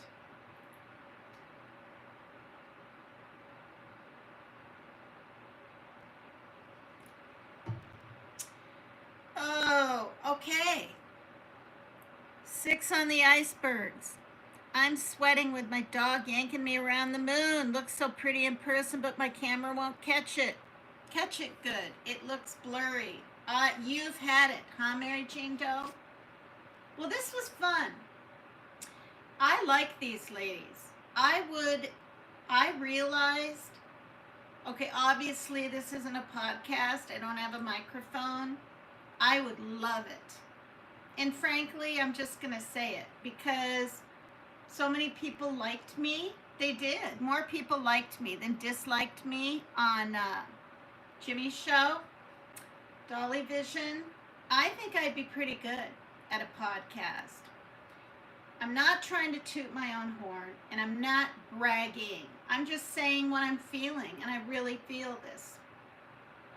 I think I'm pretty quick-witted at times. I'm brutally honest. I'm extremely blunt, and it'd be so much fun. So if I could have a dream come true, I think it would be like to be on something like this. That would be so much fun. But I'm not them, and I'm not as good as them. I'm not even close to what they are, of course. But wouldn't it be fun to have like your own podcast kind of thing? And because I like to be spontaneous and different and whatnot, and even talk about just different things, and play different music each time. Every tune is different. I don't have just an intro song. I like to have people wonder, who is this? What kind of weirdness is this? This has a good beat. This sucks. Someone said something of my music sounded like elevator music once, and that's funny. I like stuff like that. I like hearing people's real feelings about my show, or even just making fun of it and making me laugh. Like, I love it. I love it when a lot of these funny people come in.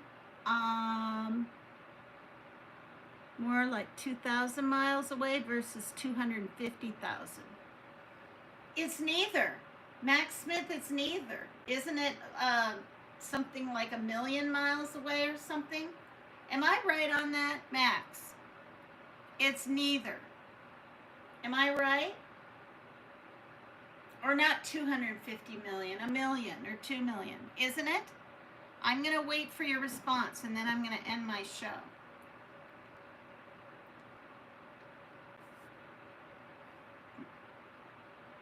Okay, Mary Jane Doe went like this, emoji. What's the answer, Max? I'd Google it. Max, hurry up. What's the answer? The sun appears 2,500 miles, not 93.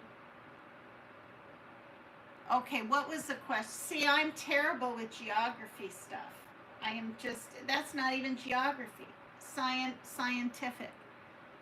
Some believe the 1969 moon landing was fake, secretly directed by on a soundstage. Oh, you guys, that's just so beyond ridiculous, I think. But I can see why. 2,000 for the moon. Did you say moon or did you say sun? Or I don't even know. I'll have to look back. But anyone I didn't say hi to, hello. I love each and every one of you. Please hit the like. Please subscribe. Thanks for hanging out with me tonight. And yeah, I'll be covering that poor little 5-year-old tomorrow. It's not long. I'm just going to read the thing in my thing that came up. I still have to check my email tonight. I have no clue what time it is. But I don't... Okay, it's only 10:30 at night here. But I have no idea. I don't have to get up early, so that's really nice.